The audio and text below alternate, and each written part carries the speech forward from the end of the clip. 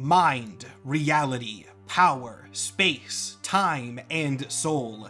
These 6 pillars that together can control the universe. These are the Infinity Stones, and they are some of the most powerful artifacts in all of Marvel. The Infinity Stones are not exactly obscure, though, certainly not after the MCU used them so heavily.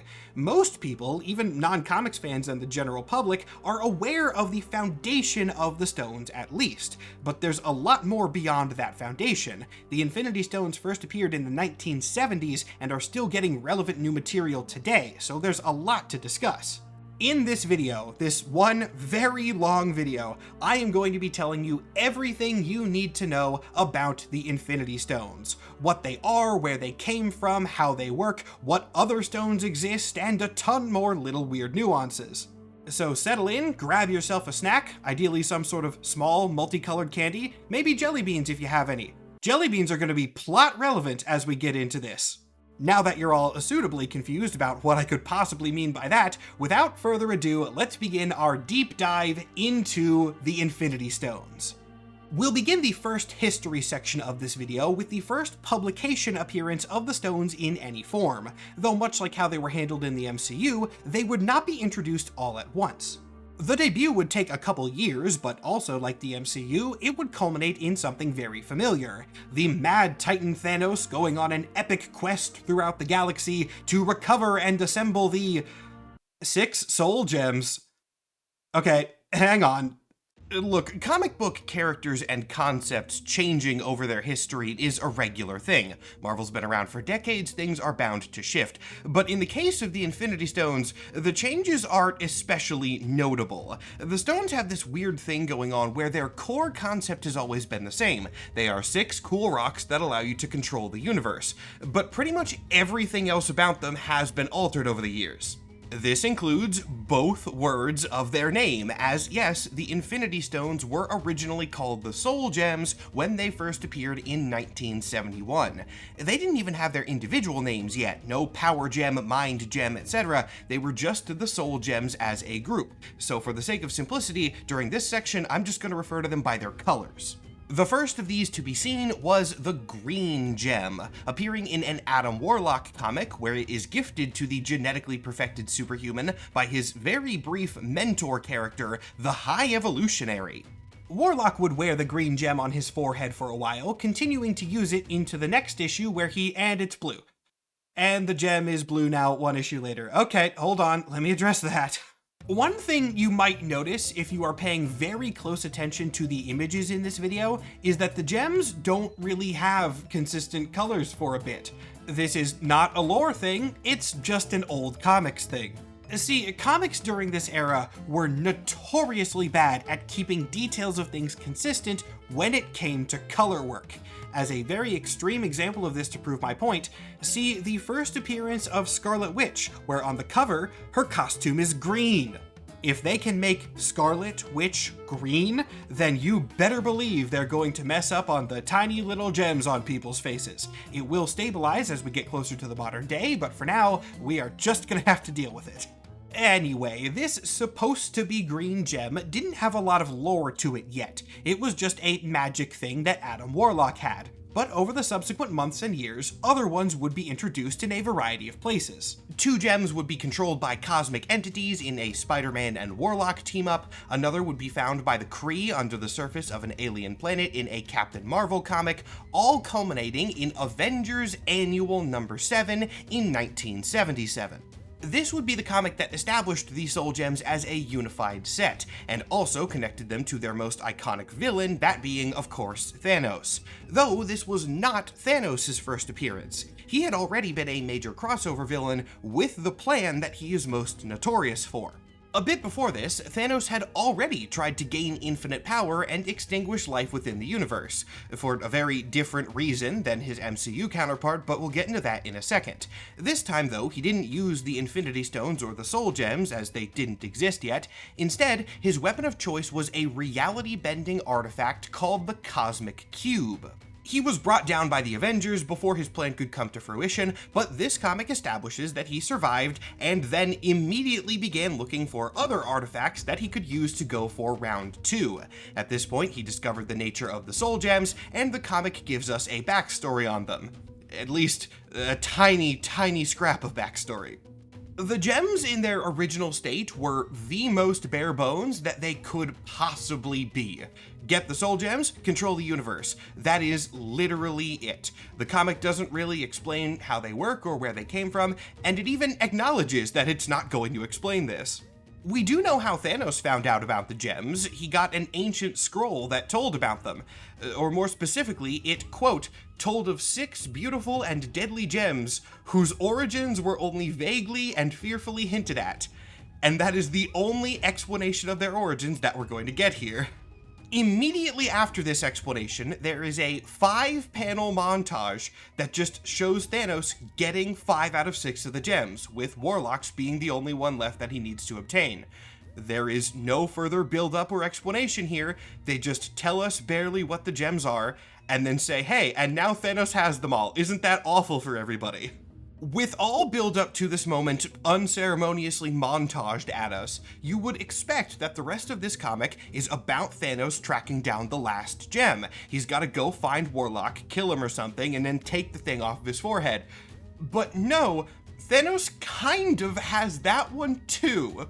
If you'll recall, just a minute ago, I said that the gems did not have their individual names yet, but this was not just a lack of designation, they didn't have their individual domains yet either. At least, not officially. The gems are apparently capable of different things. This is just never really relevant and is only specifically detailed in one case. Comics that feature the soul gems do this weird thing where they do mention on a few occasions that the gems each have their own unique powers. They just never actually say what those are, which makes it really difficult to track. The only gem whose specific powers are ever defined is Adam Warlock's, as it apparently has the power to steal souls. This, for whatever reason, is not something that Thanos wants to mess with. He draws the line at taking this gem. So he goes on a whole tangent plan in order to copy it. In an arc shortly before this, Thanos had seemingly teamed up with Adam Warlock to help him take down a villain, but was apparently working for his own ends this entire time. This plan, through ill-defined means, allowed Thanos to siphon off energy from Warlock's soul gem to such an extent that Thanos basically just could use the soul gem however he wanted despite not having it in hand. So he just kind of does have all 6 of them already. For practical purposes, he has every stone in hand. And this is right after the montage. Everything I've been talking about for the last couple of minutes takes place over the course of a single page. It's divided very nicely into 3 sections. The first is the bare bones origin of the gems, second is the montage of Thanos just picking them all up, and then the third is explaining how he also kind of has the last one by technicality. And since we no longer have to worry about pesky little things like build-up or tension or narrative, we can get right to the big villain plan. Thanos has all the gems, so he can assemble them together and wield the almighty power of one gem, but this one is a lot bigger than the others. Yeah, we don't have the Infinity Gauntlet yet. That wouldn't appear till the 90s. In the original Soul Gems era, getting all 6 of them would allow you to fuse the gems into one more powerful one that is also, for some reason, comically large. This gem is bigger than Thanos is. Thanos dubs this gigantic thing the Star Gem, making it the first of the gems to have its own unique name, though this is likely less because of what it can do and more just because of what Thanos wants to use it for. Remember how I said we would be getting back to Thanos' evil motivations? Yeah, time to finally do that. If you're a comics fan, you know exactly where this is going. But for people who are more familiar with the movies, the MCU version of Thanos has motivations that are a little bit more down to earth. They're still wild, of course, but he has the whole kill half of life so that resources will last for longer thing. This is a bit more reasonable than his motivation in the comics, if nothing else. The real actual villain setup for Thanos in the original comics is that he met the physical incarnation of death and fell in love with her. So now, his plot with the Star Gem is extinguishing all life everywhere in the universe by wielding his cosmic weapon to make every star go supernova at once. I do get why they changed it for the movies. This original stuff might be a little too classic comic book cheesy for general audiences, but that is what we are working with here. Thanos has a crush on Death, so he wants to impress her by blowing up everything so that he can, forgive my crude language here, but I think it's warranted, bone them bones. He does not succeed in this. Of course, Thanos is brought down by the Avengers for the second time because Iron Man just shoots the Star Gem with his repulsor rays and it breaks, continuing the pattern of this comic being very unceremonious in everything that happens. And that's the end of the first Soul Gem arc. Before we move on to the second arc, I need to give you a little bit of publication information that will be relevant for the remainder of this video. This comic was written by a guy named Jim Starlin. Jim also created the character of Adam Warlock, created the character of Thanos, and by extension, created the Soul Gems in their original concept. Pretty much everything around the Infinity Stones was originated by Starlin.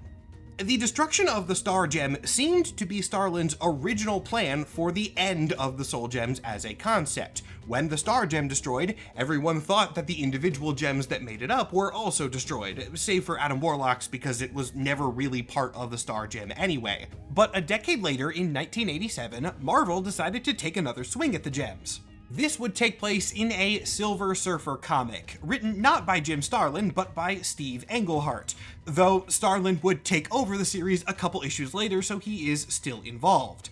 This comic would connect the Infinity Stones to another element of Marvel's cosmic hierarchy, one I've already covered on this channel in fact, the Elders of the Universe. These impossibly ancient beings would collect the Soul Gems for their own purposes. How did they do that when they were destroyed? Well, the gems just actually weren't destroyed. They were instead scattered to the far reaches of the universe, or something. I don't know, the comic doesn't really explain it, but the gems are still around, apparently. The gems themselves aren't incredibly important to this arc. They are kind of just, well, they're kind of just what the gems often end up being, which is a set of artifacts that other villains use to power whatever schemes they have going on. In the case of this storyline, the Elders of the Universe have a very complicated scheme to achieve true immortality. Part of that involves killing Galactus, and killing Galactus is a very difficult task, so they need the power of the combined Soul Gems to pull it off. This might seem like a fine goal at first, given how dangerous Galactus is, but it turns out his existence is very important to the fundamental fabric of reality, so the Elders need to be stopped. They are foiled by the Silver Surfer and a bunch of other heroes, but they do manage to keep their hands on most of the Soul Gems, with the final one being given to a cosmic entity of balance named the In-Betweener, so that the set cannot be reunited. Thus, the second Soul Gem arc is complete, and 2 years pass. Then, in 1990, once again, Jim Starlin decides to take a third swing at writing something with the gems, and this, finally, is the arc where they start to resemble the artifacts that we know them as today. In a storyline that took place a little bit before this, Thanos had been killed by Adam Warlock, but unsurprisingly, given his connection with his cosmic crush, death was not the end for him. He ended up in the realm of Mistress Death, and she chose him more actively, returning him to life with enhanced powers and tasking him directly with exterminating half, yes, it's finally half this time, of all life in the universe as a tribute to her. This leads to Jim Starlin's third take at a Thanos acquires magical artifacts to kill everyone storyline. But this time around, he's not going for something new, he's going for the gems again. It is kind of hilarious how much this arc actively acknowledges the repeated plot points, at least. When Thanos tells Mistress Death that he's going to go seek the Soul Gems, her little butler henchman guy turns and goes, "Didn't you already do that and fail?" To which Thanos replies, "Yeah, but I was doing it wrong, and this time I'm gonna do it right." Apparently, in his second round of research on the Soul Gems, Thanos stumbled upon a location called the Infinity Well, and by gazing into it, he gained knowledge of what the gems actually are. So now he knows how to use them correctly, I guess, and so we're finally going to get more information. Cue a 2-issue miniseries called Thanos Quest. I have mixed feelings on Thanos Quest, I'll be polite and say it that way. On the negative side, the plotline. Thanos' quest is, to put it simply, just a long, non-stop sequence of Thanos winning fights. There's not really a plot here. It is Thanos recovering all of the soul gems from their wielders by being the coolest, strongest, smartest guy there ever was. To apply some modern terms retroactively to this 90s comic, Thanos' quest consists almost entirely of hype moments and aura. He just wins and wins and wins and wins, and it is annoying to read. But on the good side of Thanos' quest, it does have some pretty decent world building. These two issues effectively fill in almost every lore gap that the original Barebones Soul Gem origin had. For one, it changes their name. After Thanos' quest, the Soul Gems would be renamed to the Infinity Gems. The change from gems to stones would happen later, we'll cover that when we get to it. Secondly, the gems now have their distinct domains. The unique powers of the gems that were never explained are finally split into the categories we know today: mind, reality, power, space, time, and soul. Thanos even makes an offhand comment about how only Warlock's jewel was really worthy of the title Soul Gem in the first place. So once again, while we are kind of repeating the same plot points in these storylines, at least they are being self-aware about it.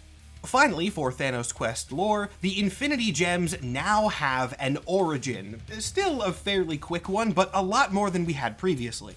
Since it is fairly short, I'll just read it right off the page. Thanos describes the origin of the stones this way. The gems come from before all recorded time. They were once a single unit, a lone entity. They were a sentient being of limitless power. At the time, this being was the only living thing that existed within any and all realities. It was all that was, and all that was it. This being was infinity and forever. No one would fault you if you were to call it God. What other name would fit? But I doubt it ever had a name or any use for one, for it was more alone than any being has ever been. All that was already part of itself. There was no other in its life. A more desolate existence is beyond imagination. I believe that is why it chose to put an end to itself. But such power does not give up the ghost easily. From its ashes rose all that is currently reality in all its many forms. The core of this being's might was reincarnated in the form of the 6 Infinity Gems. So that is what the Infinity Gems are, at least in their original state. They were once a singular, all-encompassing entity that perished, and when it died, parts of its essence were split up and condensed into these jewels. Amazingly, given that this is a comic from 1990, this origin is still canon in the modern day, at least more or less. We'll get into the specifics of this later in the video, but the idea that the Infinity Stones are shattered remnants of an ancient god being is still the case. So to recap the Thanos quest world building very quickly, the Infinity Gems are now called the Infinity Gems, they have their distinct power sets, and we know at least a rough approximation of where they came from. They are starting to resemble their modern versions more and more, and this makes a lot of sense because the next storyline they appear in is the most iconic one. Yes, we have now finally reached Infinity Gauntlet, and I mean that phrase in 2 ways, actually. For one, this is where the Infinity Gauntlet, the literal item, first makes its appearance, but also, Infinity Gauntlet is the name of the event. This is one of the main comics that the Infinity War movie adapted. This is where the snap happens, for example, but the classic comic is not called Infinity War. That's a different storyline. This one is Gauntlet. I actually don't need to go into too much detail on this event because the general plot structure is similar enough to the movie. The comic does have a lot more to it, and the ending, and really the second half in general, gets a lot more comic book cheesy than the movies ever did, but in the beginning especially, the plot beats are what we're familiar with. There are some different characters in this, and their roles are shuffled around just because the comics had a lot more people to work with. Silver Surfer is the one who comes to Earth to warn the Avengers instead of Hulk, things like that. But one of the first events in the arc is Thanos getting all the gems, doing the iconic snap, and wiping out half of all life in the universe. Infinity Gauntlet does really continue the pattern that Jim Starlin loves to do of hyping Thanos up as the coolest and strongest and smartest guy anywhere in the universe. There's a whole fight scene in which, in another attempt to impress Death, he only uses one of the gems to defeat all the heroes despite having all of them. It is literally just the anime 1% of my power joke, and of course he still wins and then just goes back to using all the gems. All of that was just because he could. Death is not impressed by his actions though, and she actually ends up turning on Thanos as the storyline progresses. This angers him to no end, and it is this rage and arrogance that leads to his downfall. Since he can't have his cosmic skeleton wife, Thanos decides, screw it, he's going to become a cosmic entity himself. And as all the other cosmic entities assemble in an attempt to stop him, he uses the gauntlet to ascend himself to celestial godhood. Like I said, this is where things get a lot more comic book cheesy than the movies ever did. So now Thanos is literally the strongest and coolest and smartest guy in all of reality. He has surpassed everyone. But there is a catch to this. When he ascended himself to cosmic existence, this meant that he abandoned his physical body. The physical body that the Infinity Gauntlet was still on. He didn't take the gems with him. With the most powerful artifact in the universe just now kind of sitting there, it was picked up by Nebula. We all know Nebula's general deal. She was a daughter, or sometimes represented as granddaughter, of Thanos, who ended up betraying him, and so he was torturing her at the base of his throne with the gauntlet for his own amusement. She's not really a good guy here. She does not join the heroes, but she has a personal vendetta against Thanos because of, the torture, and so she immediately goes for the gems the second she has the opportunity. Using the gems, she restores herself and then rewinds time by 24 hours to before Thanos messed everything up. She keeps the gauntlet in this reset, but unfortunately, Nebula doesn't really know how it works. She has a general idea, enough to do a lot of fancy things, but she does not have any cosmic or magical experience, so she's not as good with the gems as some other people on the battlefield. Warlock is present as well, and he's been wielding the Soul Gem since they were all Soul Gems. Now, there's going to be a whole section in the middle of this video about the powers of the Infinity Stones and how they all specifically work. But importantly for this arc, one of the main abilities of the Soul Gem is that it contains a sort of micro-universe called Soul World. You can guess this by the name very easily, but Soul World is where souls go when they are trapped by the gem. Warlock has a very deep connection to this place, so he is able to pull himself and a bunch of other heroes into Soul World to regroup, and then use his connection to the stones from there to basically disable Nebula's control over them. Thus, at the end of the crossover, Adam Warlock claims the completed Infinity Gauntlet for himself, gaining infinite power, but promising that he is not going to use it for evil. He is going to be a better supreme being than Thanos ever was, and he does get to be that for like 2 issues. Look, the Infinity Gems might be called the Infinity Gems, but this is comic book cosmology we're talking about. Infinity is a floating concept, and there is always a bigger fish.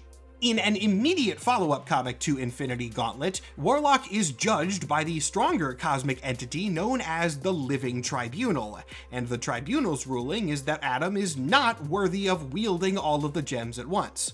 If you're wondering why the Tribunal didn't just do this to solve the Thanos problem, actually he did rule on Thanos as well, but ruled in Thanos' favor.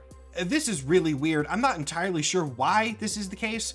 Genuinely, my best answer is that this was a Jim Starlin book, and when Jim Starlin writes Thanos, he has to be the best in every single situation. Regardless of that whole thing, the Tribunal didn't rule against Warlock because it deeply distrusted him. It's more that the gems together were deemed to be too dangerous for any singular entity to wield, except for Thanos, I guess. This leads to Warlock getting to choose the Guardians of the Gems and the creation of a team known as the Infinity Watch.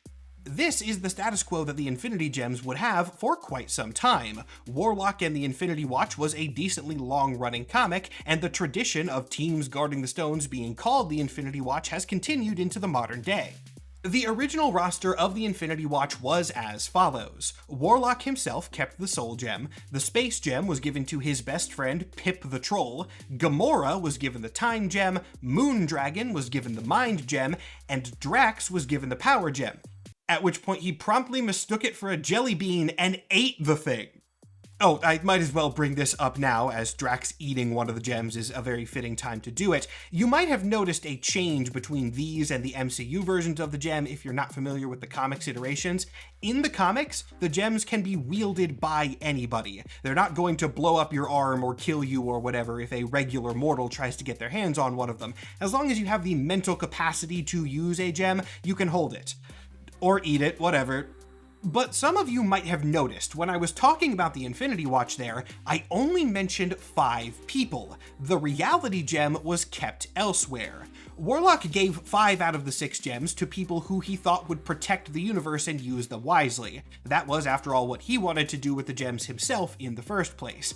But as an extra security measure, he took one of them and gave it to someone who was distinctly not on the team, just in case things went bad and the Infinity Watch members decided to use the gems for evil.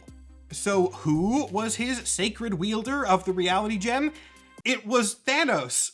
Thanos survived Infinity Gauntlet, and Warlock just willingly gave him one of the gems back. Why? Because this was also a Jim Starlin book, and God forbid he writes a space comic where Thanos doesn't get to do something cool.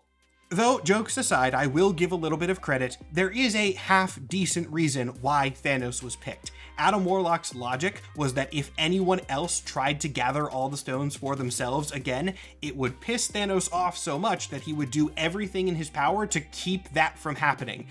And yeah, that does track. Weaponizing the arrogance of Thanos is something that you can count on.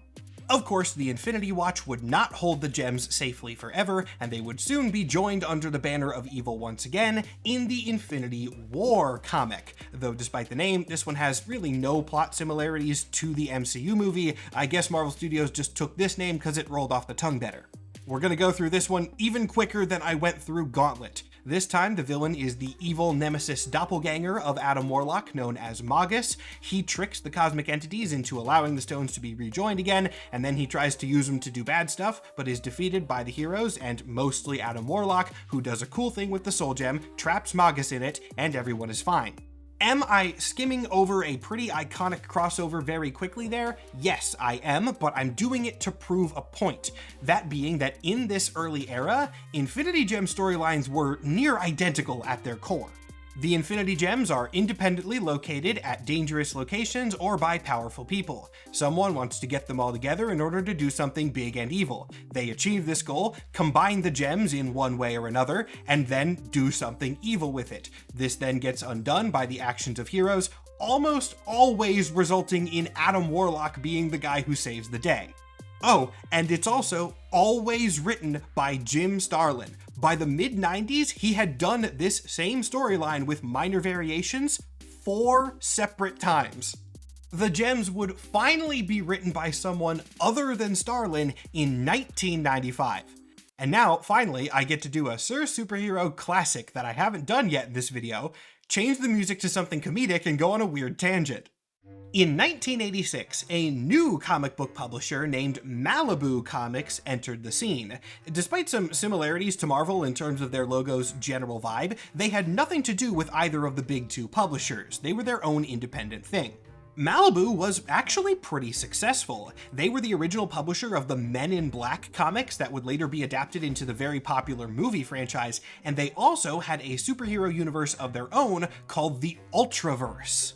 By the mid-90s, Malibu was doing well enough to catch notice of the big guys, and they were acquired in 1994 by Marvel. There are mixed reports as to why exactly this acquisition happened. The official reason from Marvel is that Malibu had a very good studio for comic book coloring that Marvel wanted to make use of. However, it is highly speculated that the main reason Marvel bought Malibu is just so that DC Comics couldn't have it. Whatever is real, I'm not sure. It's probably a mix of the two.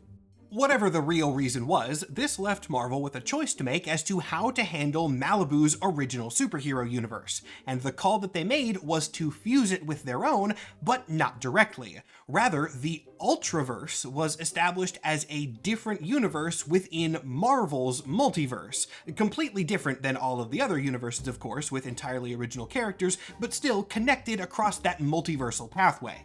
Wanting to capitalize on these new opportunities, Marvel quickly did a crossover featuring characters from both worlds, and the Infinity Gems were a core piece of this. In the beginning of this event, a vampire villain from the Ultraverse named Rune goes to the main Marvel Universe, manages to grab up all the gems, and then takes them back to his home reality where he disperses them. This sets up what could be an interesting storyline, Infinity Gems in a new universe that didn't have them before, but oddly enough, in the Ultraverse, they find a 7th gem. This new one is referred to as the Ego Gem, and keeping up the pattern of Marvel not knowing what colors these things are, it is drawn as either gold, white, or icy blue. Oh, and it's also alive!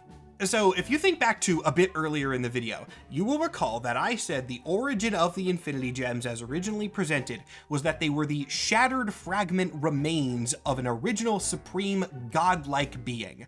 What the Ultraverse crossover established was that the Ego Gem is where the sentience and consciousness of that being went. Why did 6 of the gems end up in one reality and then only one of them end up in a different place where it had apparently been all along? I don't know, don't worry about it. But as this comic apparently confirms, the full set of Infinity Gems is 7, and now that all 7 of them are in the same reality, they can be reunited as an actually complete set for, I guess, the first time. The fusion of these gems results in that supreme entity being restored to life, revealing her true form as the cosmic goddess named Nemesis. Nemesis is then kind of just defeated by the Avengers and Ultra Force, which, as I'm sure you can guess without me telling you, is the main superhero team of the Ultraverse. How did 2 superhero teams manage to defeat a cosmic primal super entity that existed literally before everything else? She was weakened because something in the Ultraverse had caused the other Infinity Stones to gain their own independent sentiences, and so she was kind of split psychically. I don't know, it weakened her in some way. The reason that I'm just kind of throwing this at you without a lot of drama is that the Ultraverse Avengers crossover wasn't good. This comic was not popular at all and has not mattered going since. Nemesis herself has only appeared in 6 comics ever. They were all directly part of this, and the last one was in 1996, where she has not been addressed since. Despite the Nemesis idea being extremely underwhelming, the notion that the Infinity Stones are fragments of a supreme god is still the case. It's just a different supreme god. Years down the line, Marvel's cosmic savior, Al Ewing, would come back and rework this a little bit. I will again cover that once we get to it in the timeline. Getting back in actual chronology, you might be wondering how the Infinity Gems returned to the main universe after the whole Ultraverse thing didn't land where Marvel wanted it to, and the answer is that they did. If you want more, I don't have any information for you. Their next appearance would be in 2004, in a comic written by Jim Starlin, so take a wild guess as to who's getting their hands on the gems this time around. Well, haha, I got you. It was actually Galactus this time. Galactus was the one trying to collect the gems for his own evil purposes. And he was opposed by a team-up of Thanos and Adam Warlock. There it is! Galactus is defeated. The gems are scattered throughout the universe. Adam Warlock continues to keep the Soul Gem. This is what happens every single time. But thank the one above all, we are finally starting to get to a point where the Infinity Gems are becoming something different. This is the time where we enter the era of the Illuminati, another concept that's been in the MCU but in a completely different way. The Illuminati in the comics was formed by Tony Stark, and while the group consists mostly of superheroes, they are not a superhero team by any means. They do exist to protect the Earth, but in a sense that is far more utilitarian and controlling. The roster originally consisted of Tony himself, Reed Richards, Doctor Strange, Charles Xavier, Black Bolt, and Namor, all chosen because they are particularly powerful, intelligent, and influential. The Illuminati was, for better and for worse, very proactive in how they handled things, and so the powerful Infinity Gems were a point of interest for them. At one point early in the group's history, they did manage to collect the entire set, but not to use the gems for their own ends. Rather, Mr. Fantastic's hope was that with the power of the gems, they could erase the gems from reality. This didn't work, and so, since they couldn't just get rid of these incredibly volatile artifacts, they decided to form a sort of Infinity Watch-like group of their own, and each hold on to one stone for safekeeping. Who had which gem doesn't really matter, as this arc was still pretty much in line with the Infinity Gem story structure that everything has used up to this point. They all have the gems. Somebody steals the gems, in this case the Hood. The heroes have to go stop the guy who stole the gems. But after the Illuminati recovered the Infinity Gems from the Hood, this is where things really start to get interesting, as now we are entering the lead up to the 2015 Secret Wars event. I talk about Secret Wars a lot on this channel, largely because it is very important to Marvel's cosmic storytelling, and that is my area of expertise. But yeah, we're gonna do it again today.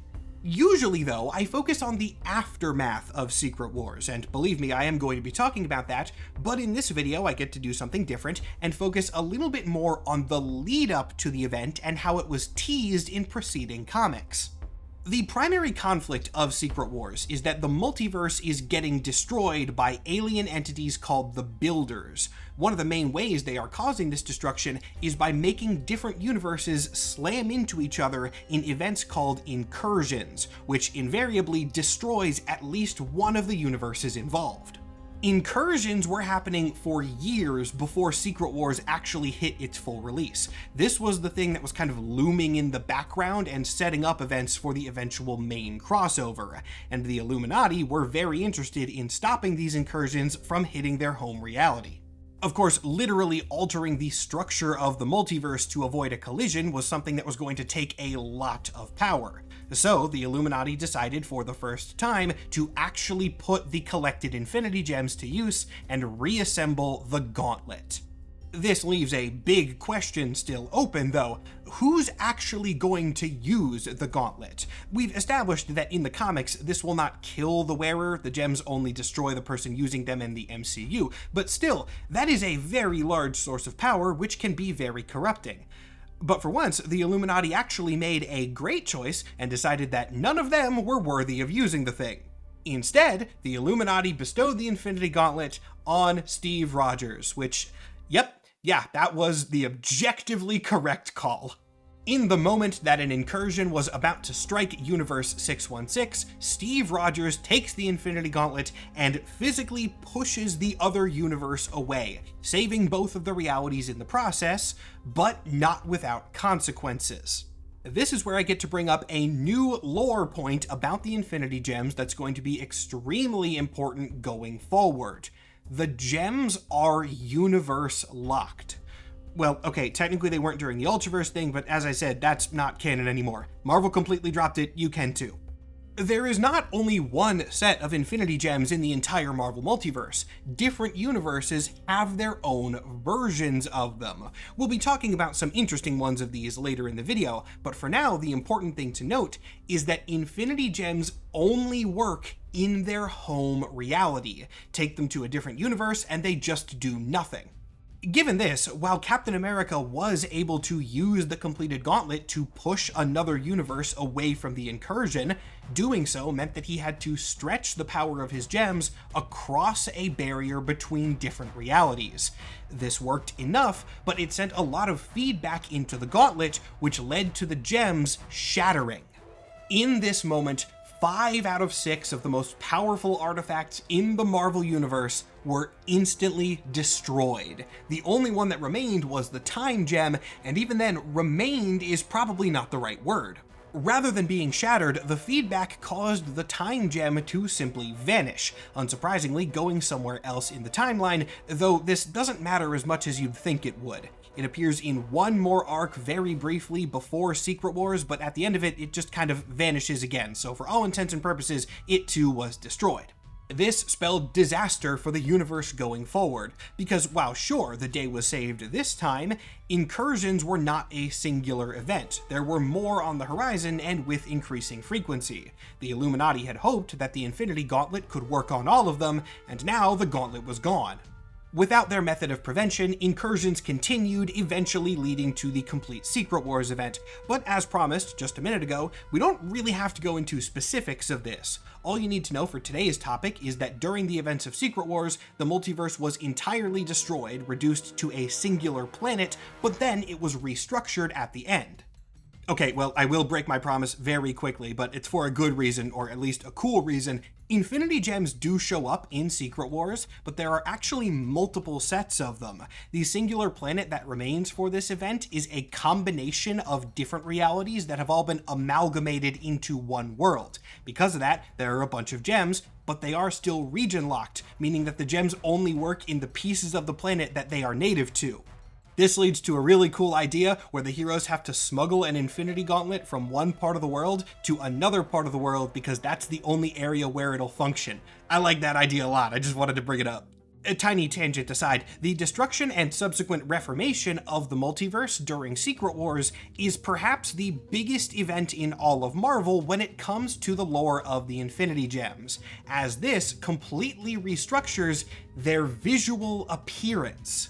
Let's briefly rewind the timeline here, both in real-world terms and in terms of this video, because I've been showing you things up until this point that you might have picked up on as a little bit odd. In all the pictures I've been showing you, the Infinity Gems look more or less like their more commonly known movie counterparts. Sure, the comics ones are a lot more rounded and smooth, whereas the movie ones are more jagged and rock-like, but that aside, they are 6 stones with the 6 colors that we know. However, the colors don't match. I'll just go ahead and lay this out verbally for people who prefer to listen to my videos instead of watching them. I see you guys and I got you. In the MCU, the Mind Stone is yellow, the Reality Stone is red, the Power Stone is purple, the Space Stone is blue, the Time Stone is green, and the Soul Stone is orange.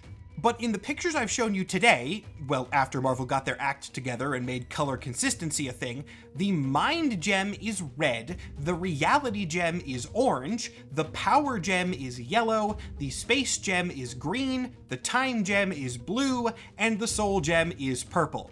Yes, these are different from the original, but as I said, colors, they were weird.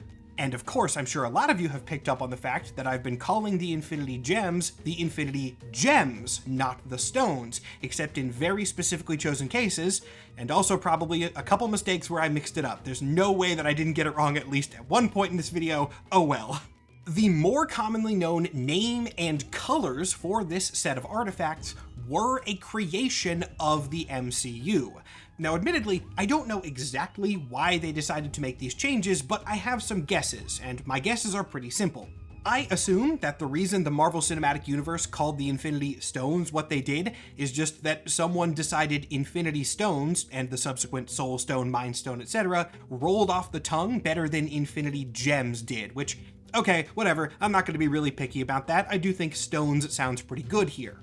The colors, though, is a more interesting point, and probably has to do with the fact that the movies decided to tie the Infinity Stones to existing items. As we've well established, in the comics, the Infinity Gems kind of just were around. Jim Starlin made them up and then had Thanos and Adam Warlock fight over them a billion times. They had a little bit of origin in later comics, but it was bare bones. Rather than just dump a bunch of new artifacts in as the linchpin of their story arc, the writers at Marvel Studios decided to connect them to things from other movies. The Eye of Agamotto containing the Time Stone, the Tesseract containing the Space Stone, etc. In the comics, these are completely separate things with no connection to the Infinity Stones whatsoever. The Infinity Stones are completely independent, and items like the Eye of Agamotto just exist in their own spheres. But Marvel probably made this call just to weave things in a little bit better and make the storyline flow. I remember when this began happening, some comic book purists were very mad about it. Personally, I like the idea. I think this is a better storytelling style than just adding the Infinity Stones in as extras. Of course, there is some debate about how much of this was actually planned from the beginning. Marvel Studios really likes to claim that everything they ever do has been planned out for years in advance. That's just not true. I'm sorry to break this to you, but a lot of Marvel Studios decisions are made later in the production process than you would think in terms of connection.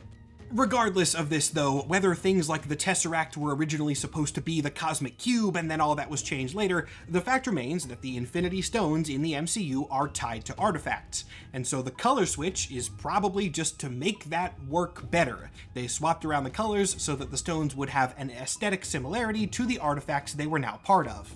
This left a big discrepancy with the comics though, and one that was a little bit confusing. Sure, the names could be waved away. In the movies, they were the stones. In the comics, they were the gems. That could have probably been fine, but the colors being shuffled around, that is admittedly confusing, and so Marvel wanted to correct it.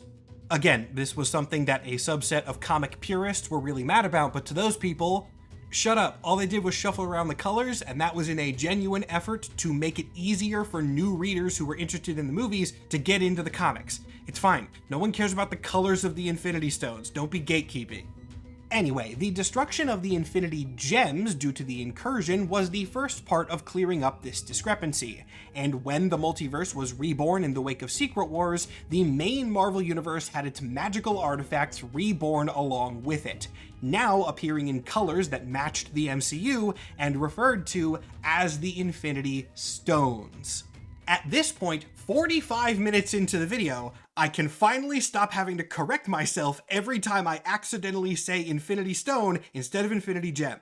You have no idea how many clips I've had to re-record because I screwed that up. Thank God the rest of this is going to go so much faster. This also makes for a perfect moment to split up the history section of this video, as the Infinity Gems and Infinity Stones are technically different things. We're now done with the history of the Infinity Gems, and before we get to the history of the Infinity Stones and how they work in modern canon, let's take a pause and actually discuss their powers. The Mind Stone controls the mind, the Reality Stone controls reality, the Power Stone controls power, the Space Stone controls space, the Time Stone controls time, and the Soul Stone controls souls. What? That's what they do? You wanted more in this deep dive history? Fine, I guess I'll be a little bit more specific.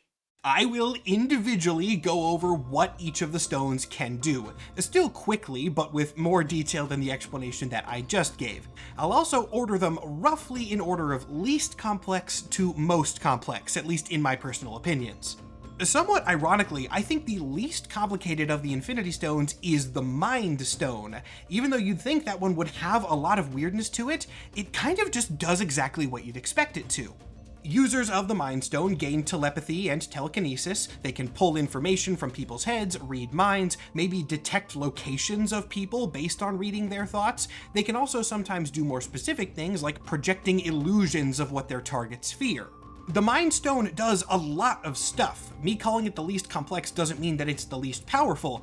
The thing is that the powers of the Mind Stone just kind of encompass everything that you would consider psychic powers. And we all have an idea, more or less, of how that works. There's nothing else to really say about the Mind Stone, it's fairly easy. Moving one step up in the complexity, I'm actually going to put two at a tie, these being the Time and Space Stones. Much like the Mind Stone, these two do exactly what you'd expect. The Space Stone allows a user to warp the structure of space, and the Time Stone allows a user to warp the flow of time.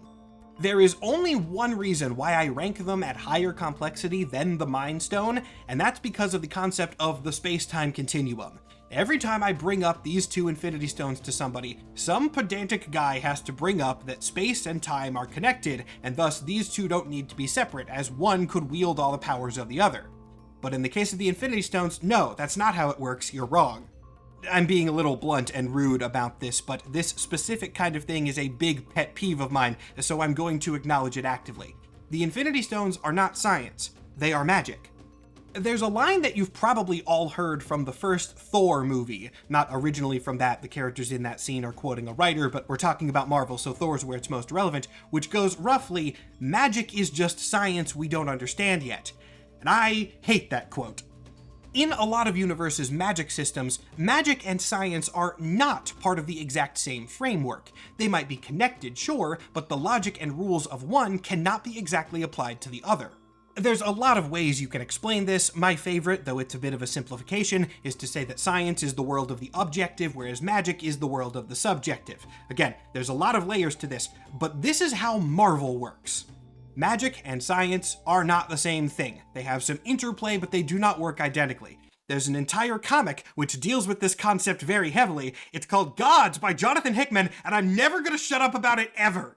Gods is not the only comic where this concept comes up. There's a really good quote from the magic-using character Mother Righteous to the genetic science-based character Mr. Sinister, where she says that he uses 4 letters, whereas she uses 26. This is a reference to the 4 letters used in DNA structuring and identification, whereas Mother Righteous is saying she has access to all letters of the alphabet because her power is magic, which is based on words. Again, realm of the objective versus subjective. It's a whole thing that I could talk about for hours. I'm getting way off topic. Infinity Stones is what I was talking about. All that to say, the Time and the Space Stones are different because they operate on primordial cosmic magic logic, not scientific logic. So they don't have a weird space-time continuum interplay, they are separate things.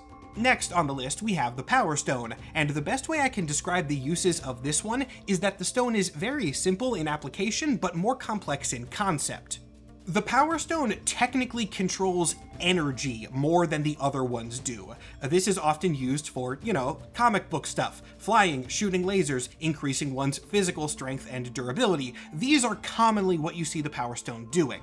But there are weirder applications for it, and in some descriptions of how the stones work, the Power Stone acts as a battery for the rest of them, ensuring that the other stones can function and providing the energy source for all of the stuff that they are doing.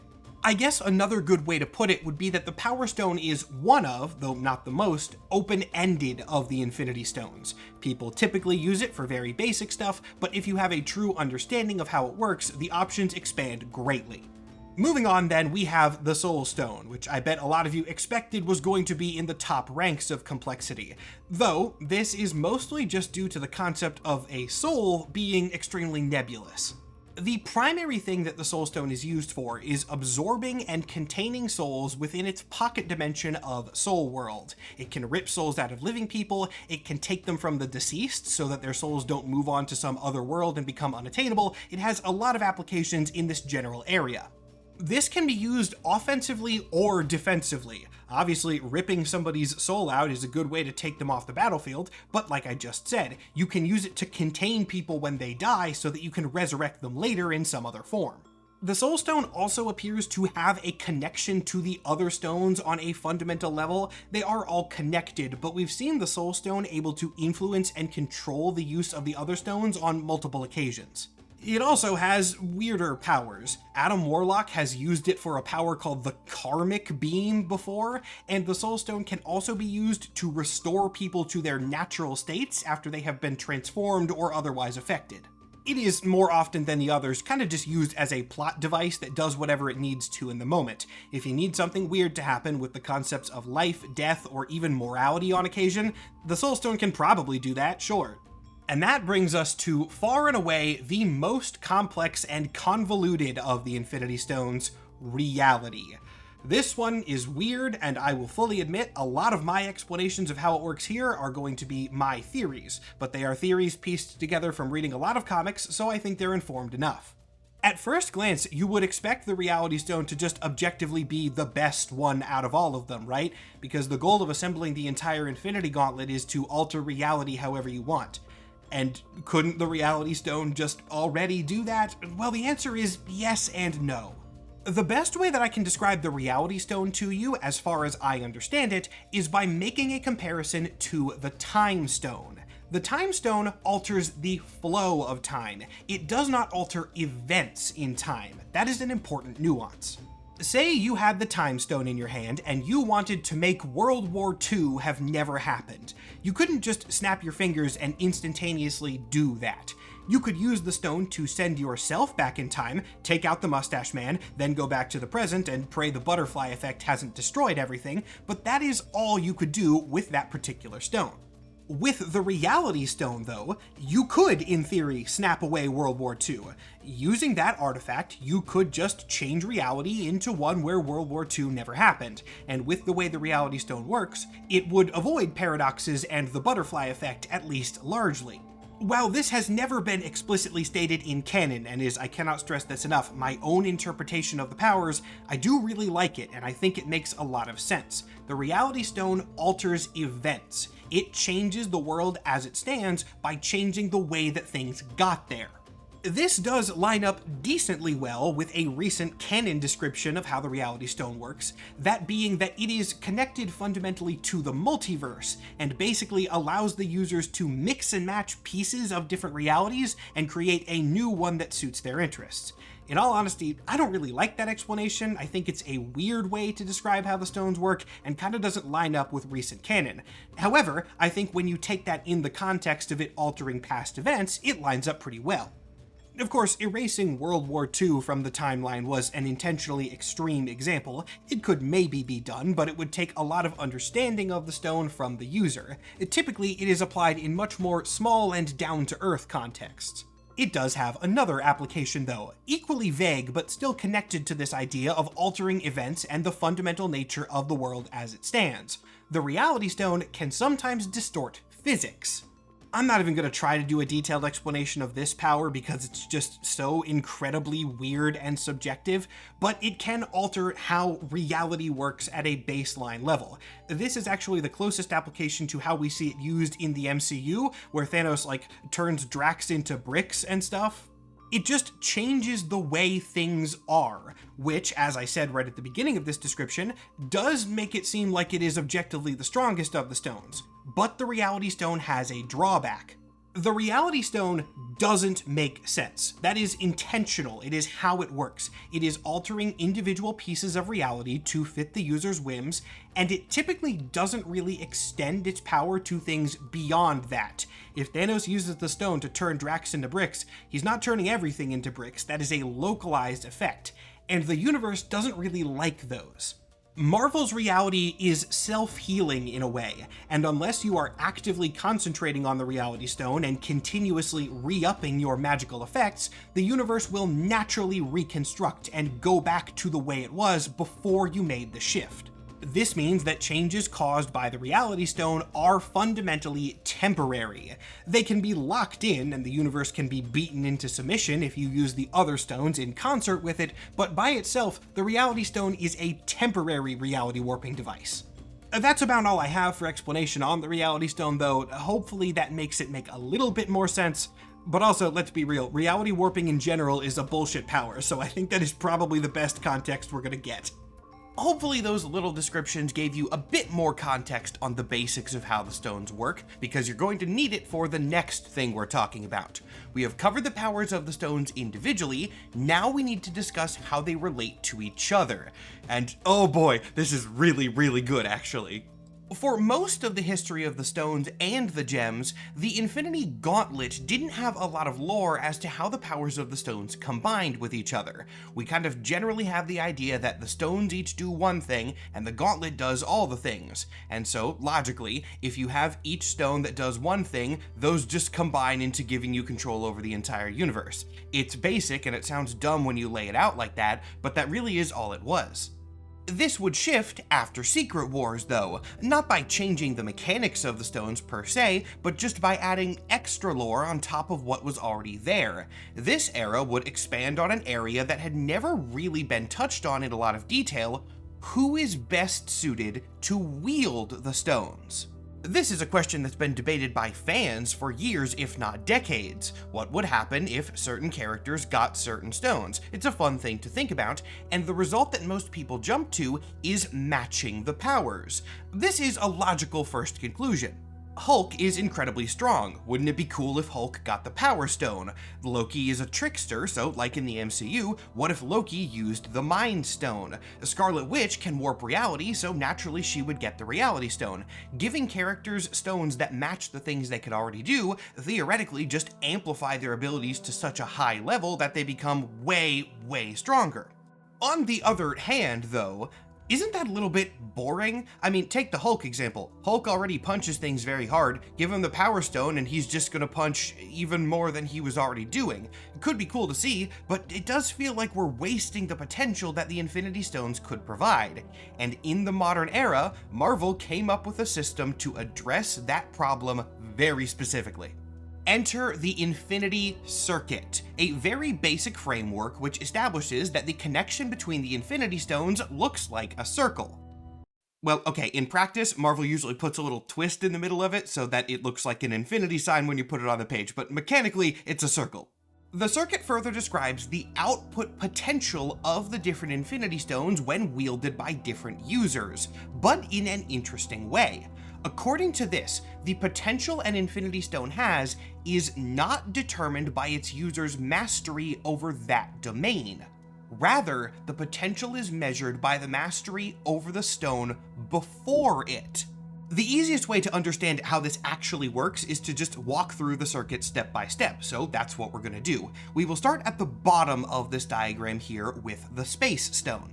Remember, using an Infinity Stone automatically gives the user that stone's abilities. So if you have the Space Stone, you can teleport, you can warp space, you can change the relative size of things, etc. You don't need extra power supporting that, the stone provides it. But you could get some extra use out of the stone if you have a deeper understanding of how those systems work. If you have an understanding of movement, if you have an understanding of energy and how things can affect each other, that can enhance your capacity with the Space Stone. In other words, the Space Stone is powered by the user's mastery of power. Then let's move on to the next one in the circuit, the Time Stone. I know I went on a whole thing about the Time and Space Stones not being the same, but they do have some rough relation to each other. If you have the Time Stone, you can alter the flow of time automatically. But since space and distance are concepts heavily related to time, if you have an understanding of space, you're going to be able to use the Time Stone more effectively. Moving on from the Time Stone, we reach the Reality Stone, and this lines up very well with how I explained this stone's powers as altering events. The Reality Stone does not allow you to warp time, but it does allow you to warp the way things are. So understanding the flow of events that got you to that point will help you use the Reality Stone to better effect. Through careful application of the Reality Stone, it's easy to gain a good understanding of how the world around you functions. And by understanding the world around you, that can give you a better understanding of yourself. Therefore, as we move on, the next one in the circuit is the Soul Stone. Once you've mastered the world around you and then mastered yourself, you start to understand how you as an individual relate to other people, and you gain the ability to manipulate them if you so desire, giving you mastery over the fifth stone, Mind. And bringing us around to the sixth and final stone, once you have an understanding of the mind, you have an understanding of the motivations and reasoning behind actions and how those things can be used to make tangible change, meaning you have an understanding of power. And here's where things get extra cool. While that is the final stone, it is not the final step of the circuit because it then loops around again. We're now back around at the Space Stone, and since the Space Stone is fueled by understanding of power, if you have the Power Stone, the Space Stone is going to be better, and the cycle begins again. Understanding space helps you manipulate the flow of time. Understanding the flow of time helps you manipulate the way things currently are. Manipulating the world around you helps you understand yourself. Understanding yourself helps you understand others, and understanding others helps you make physical change, which then again helps you warp space. This can just keep going around and around and around forever, and the total output potential of the system increases every single time. Since the Infinity Stones are primordial cosmic magic, they don't have an upper limit to how far they can go. Thus, if you collect all 6 Infinity Stones, which are each powered by the previous, the loop fully completes, resulting in an infinite feedback loop, which is the canon explanation for how the Infinity Gauntlet functions. It's actually kind of hard to understate how much I love the Infinity Circuit as a concept. I genuinely think it is one of the best world-building elements Marvel has ever put to page. It is very simple at its foundation, but that simplicity goes a really long way and has a lot of cool applications. For one, it doesn't make anything needlessly complex. The 6 Infinity Stones still complete the Gauntlet, which lets you control the universe. That has not changed, there's just a little bit of extra information for those who are interested. But in the process of adding that information, it also fixes the problem of Infinity Stone redundancy. Let's return to the examples I gave you earlier. Sure, we could give Hulk the Power Stone, but he doesn't really need it. Hulk already has a good understanding of how to move things and break things perfectly well on his own. So, following the Infinity Circuit, why don't we give Hulk the Space Stone and see how his own understanding of power lets him smash space itself? We could let Loki use the Mind Stone a little bit more, but again, he doesn't really need it. Loki is already experienced at messing with people's heads. So let's give Loki the Power Stone. That's new, that's interesting, and who knows what schemes he could manage to pull off with infinite energy resources backed up by his own intelligence. Scarlet Witch could have the Reality Stone, that's extremely on brand for her, but she warps reality all the time, often without even meaning to. We could give Wanda Maximoff the Soul Stone and, I mean, that would either go really well or horrendously badly. I think it's a coin toss which is which, but either way, it would be interesting. The Infinity Circuit encourages creativity with the stones and provides a good canon backing for new and interesting pairings. You don't just need to give people more of what they've already got. Instead, let's give them something new and see what happens when their range of power increases, not just their level in their current capabilities. I'll say it again, I love the Infinity Circuit. It is a masterclass in simple and effective world building, and also how to do power scaling and dynamics correctly, using the powers as a tool for storytelling and interesting comparisons, rather than just a question of who beats who. So after introducing this very, very cool detail to the Infinity Stones, what has Marvel actually done with it since? Absolutely nothing! Despite being a narrative tool literally designed to help tell new and interesting stories with the Infinity Stones, the Infinity Circuit mattered for like one arc and then just hasn't been relevant at all. It is still canon, they have not overwritten this and the stones do still flow in this circuit structure, but it never matters. Look, Marvel, I know that these high-concept cosmological things can be harder to sell to audiences, this, gods, weirder Doctor Strange books, etc., but you can do it, I promise. You can get people excited about these things. I get people excited about these things all the time. That's basically my whole job on this channel. And that's why this is my formal application to become Marvel's editor for their cosmological department. I'm kidding, kind of. We need to move on. There is another element to the Infinity Stones also introduced around the same time as the Infinity Circuit. It also does not really matter going forward, but this one is a lot more niche, so I understand why. However niche it is very cool and fun, so we do need to address it. Have you ever wondered what's inside the Infinity Stones? We know what's inside the Soul Stone, it is Soul World, but a recent Sleepwalker series, hey look, it's my boy, established that all of the stones have their own pocket dimensions inside of them, and they're all weird and insane. In this comic, Sleepwalker goes on a journey through all of the Infinity Worlds following the order of the circuit, so we'll begin our journey where he did inside the Power Stone. The world inside here is known as the Arena, and it's just a big non-stop fight.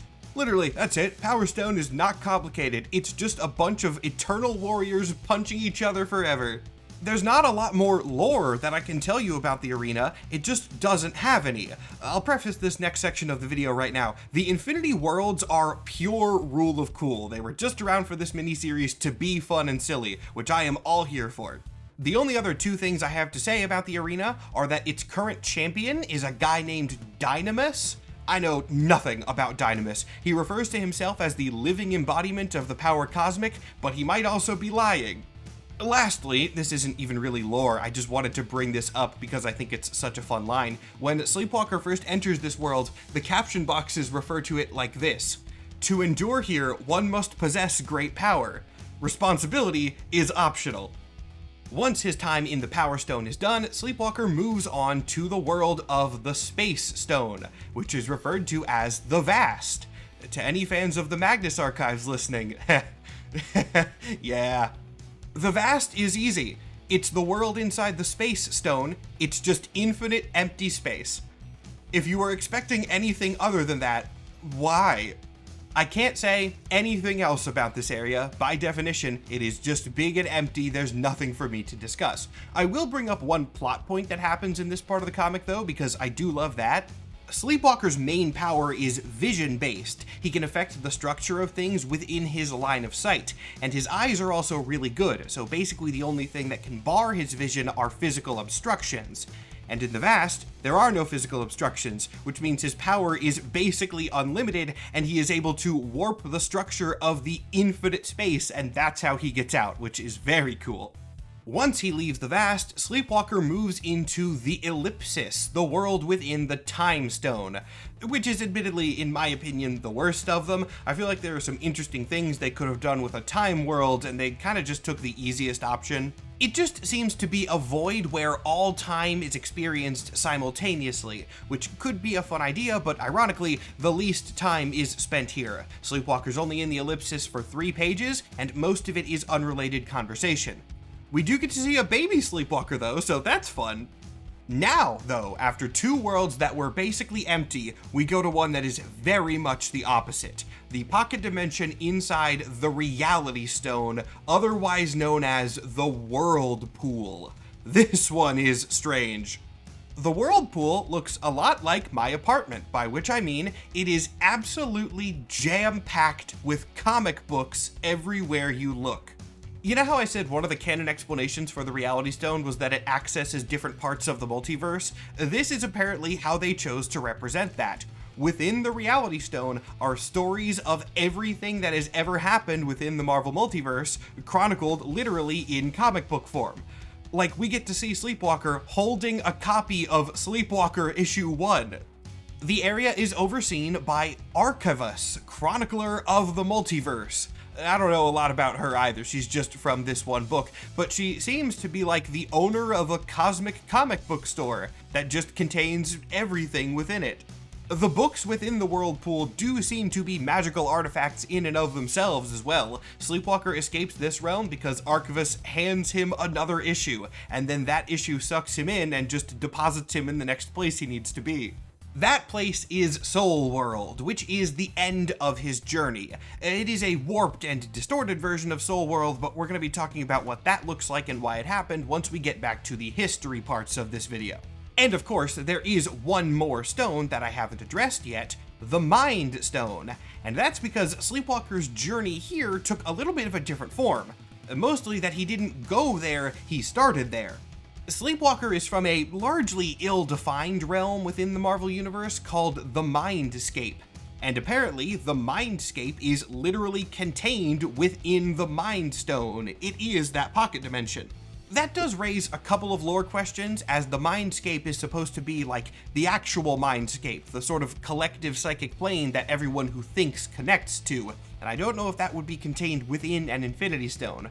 So maybe the Infinity Worlds are less contained within the stones, and more like the stones are portals used to access them? I don't know exactly, and honestly, trying to piece out the lore of the Infinity Worlds is kind of a futile task. As I said, they are rule of cool just for fun. With the Infinity Worlds addressed, there is really only one more thing that I need to talk about in the powers section before we move on and cover the stone's modern history. That being the stones sort of being sentient. This has always been vague, likely on purpose, and canonically probably due to the fact that the Infinity Stones are weird primordial artifacts, and so even though they are sentient in air quotes, their sentience is not something that humans can easily understand and relate to. Point is, the stones have displayed some sort of will on occasion. The one to do it most often is the Soul Stone, and usually in regards to Adam Warlock. Warlock is bonded to the Soul Stone for most of his history, and that is a bond that the Soul Stone has chosen him for. Warlock is the Soul Stone's Warlock, really. And now that I've just briefly touched on that for the sake of mentioning it, we are done with the function of the Infinity Stones. This is again how they work in current canon going forward. If you go back and read some old books when they were the Infinity Gems, things might shift a little bit, but it is mostly the same. Now I can get to part 2 of the history section, picking up right where we left off. Secret Wars is done, and the destroyed Infinity Gems have been restructured as the Infinity Stones. But they didn't just pop up as a complete set. In the classic Infinity tradition, they were scattered across the universe. 2 out of 6 stones ended up on Earth, so we'll discuss those first. The Space Stone just kind of magically manifested inside a SHIELD storage facility, at which point Loki tried to steal it. You might notice something here. The new origins of the Infinity Stones do kind of line up with where they first appeared in the MCU.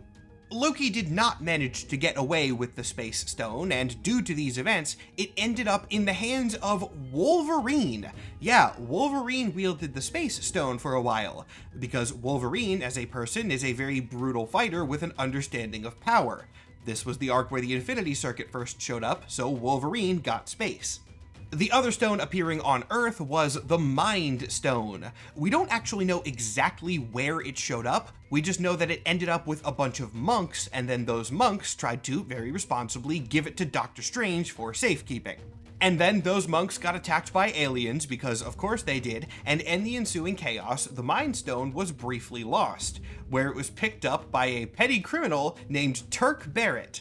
Turk Barrett is not a new character for this storyline. He has been around since the 70s as a Daredevil and Luke Cage villain. He was never major. He would occasionally get some super tech, but he was mostly just a New York City street crime guy. So giving him the Mind Stone was quite an upgrade. Whether he has a full understanding of the soul in terms of the Infinity Circuit, I'm not sure, but at the very least, giving Turk the stone continued the tradition from this arc of giving the stones to people who usually wouldn't have them. How does this parallel the MCU, you might be wondering? Well, it's not really in terms of who had the stone or why, it's more that Turk wielded the Mind Stone by putting it on the end of a cane, so he kind of had a parallel to Loki's scepter. The third stone also eventually got to Earth, but took a more roundabout way to get there. This one was the Reality Stone, and rather than appearing in the main universe, it appeared in a sort of side dimension from it called Weird World, still technically part of Earth 616, but on a different plane of existence. Weird World is, to just put it bluntly, Marvel's D&D zone. It is where they throw characters when they want to tell fantasy stories. And in line with that, the Reality Stone here took on a little bit more of a fantasy-esque appearance, being known as the Wuxian Seed. Weird World is like very distinctly medieval Europe aesthetics, so I'm not sure why they gave the Reality Stone a very Chinese name here, but whatever. The Wuxian Seed ended up in the hands of Morgan Le Fay, I told you, very European aesthetics here, who ended up shattering it by accident, at which point the stone turned into this weird red aether-like mist. There's the MCU parallel.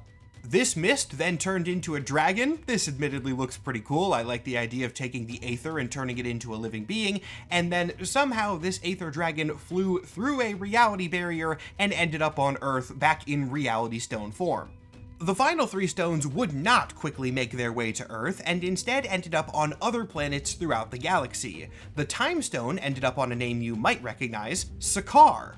Unlike what usually happens when very dangerous magic artifacts fall to your planet, the Time Stone's arrival was actually incredibly good for Sakaar, as the planet had recently gone through an apocalyptic destruction, but when the Time Stone manifested there, it used its powers, apparently automatically, to rewind the timeline of Sakaar and restore it to its natural state. It then just rested on the planet until it was later found and picked up by the Super Skrull. The Soul Stone was found on Ego the Living Planet, which, yeah, I mean, where else would the Soul Stone go but a planet that has a soul? Magus was the one to actually discover the thing, but then he was promptly defeated by, get ready for a very random character addition, Ultron Pym, a literal fusion of Ultron and his creator, Hank Pym. And there's a little bit more to it than that, but that's way outside the scope of this video.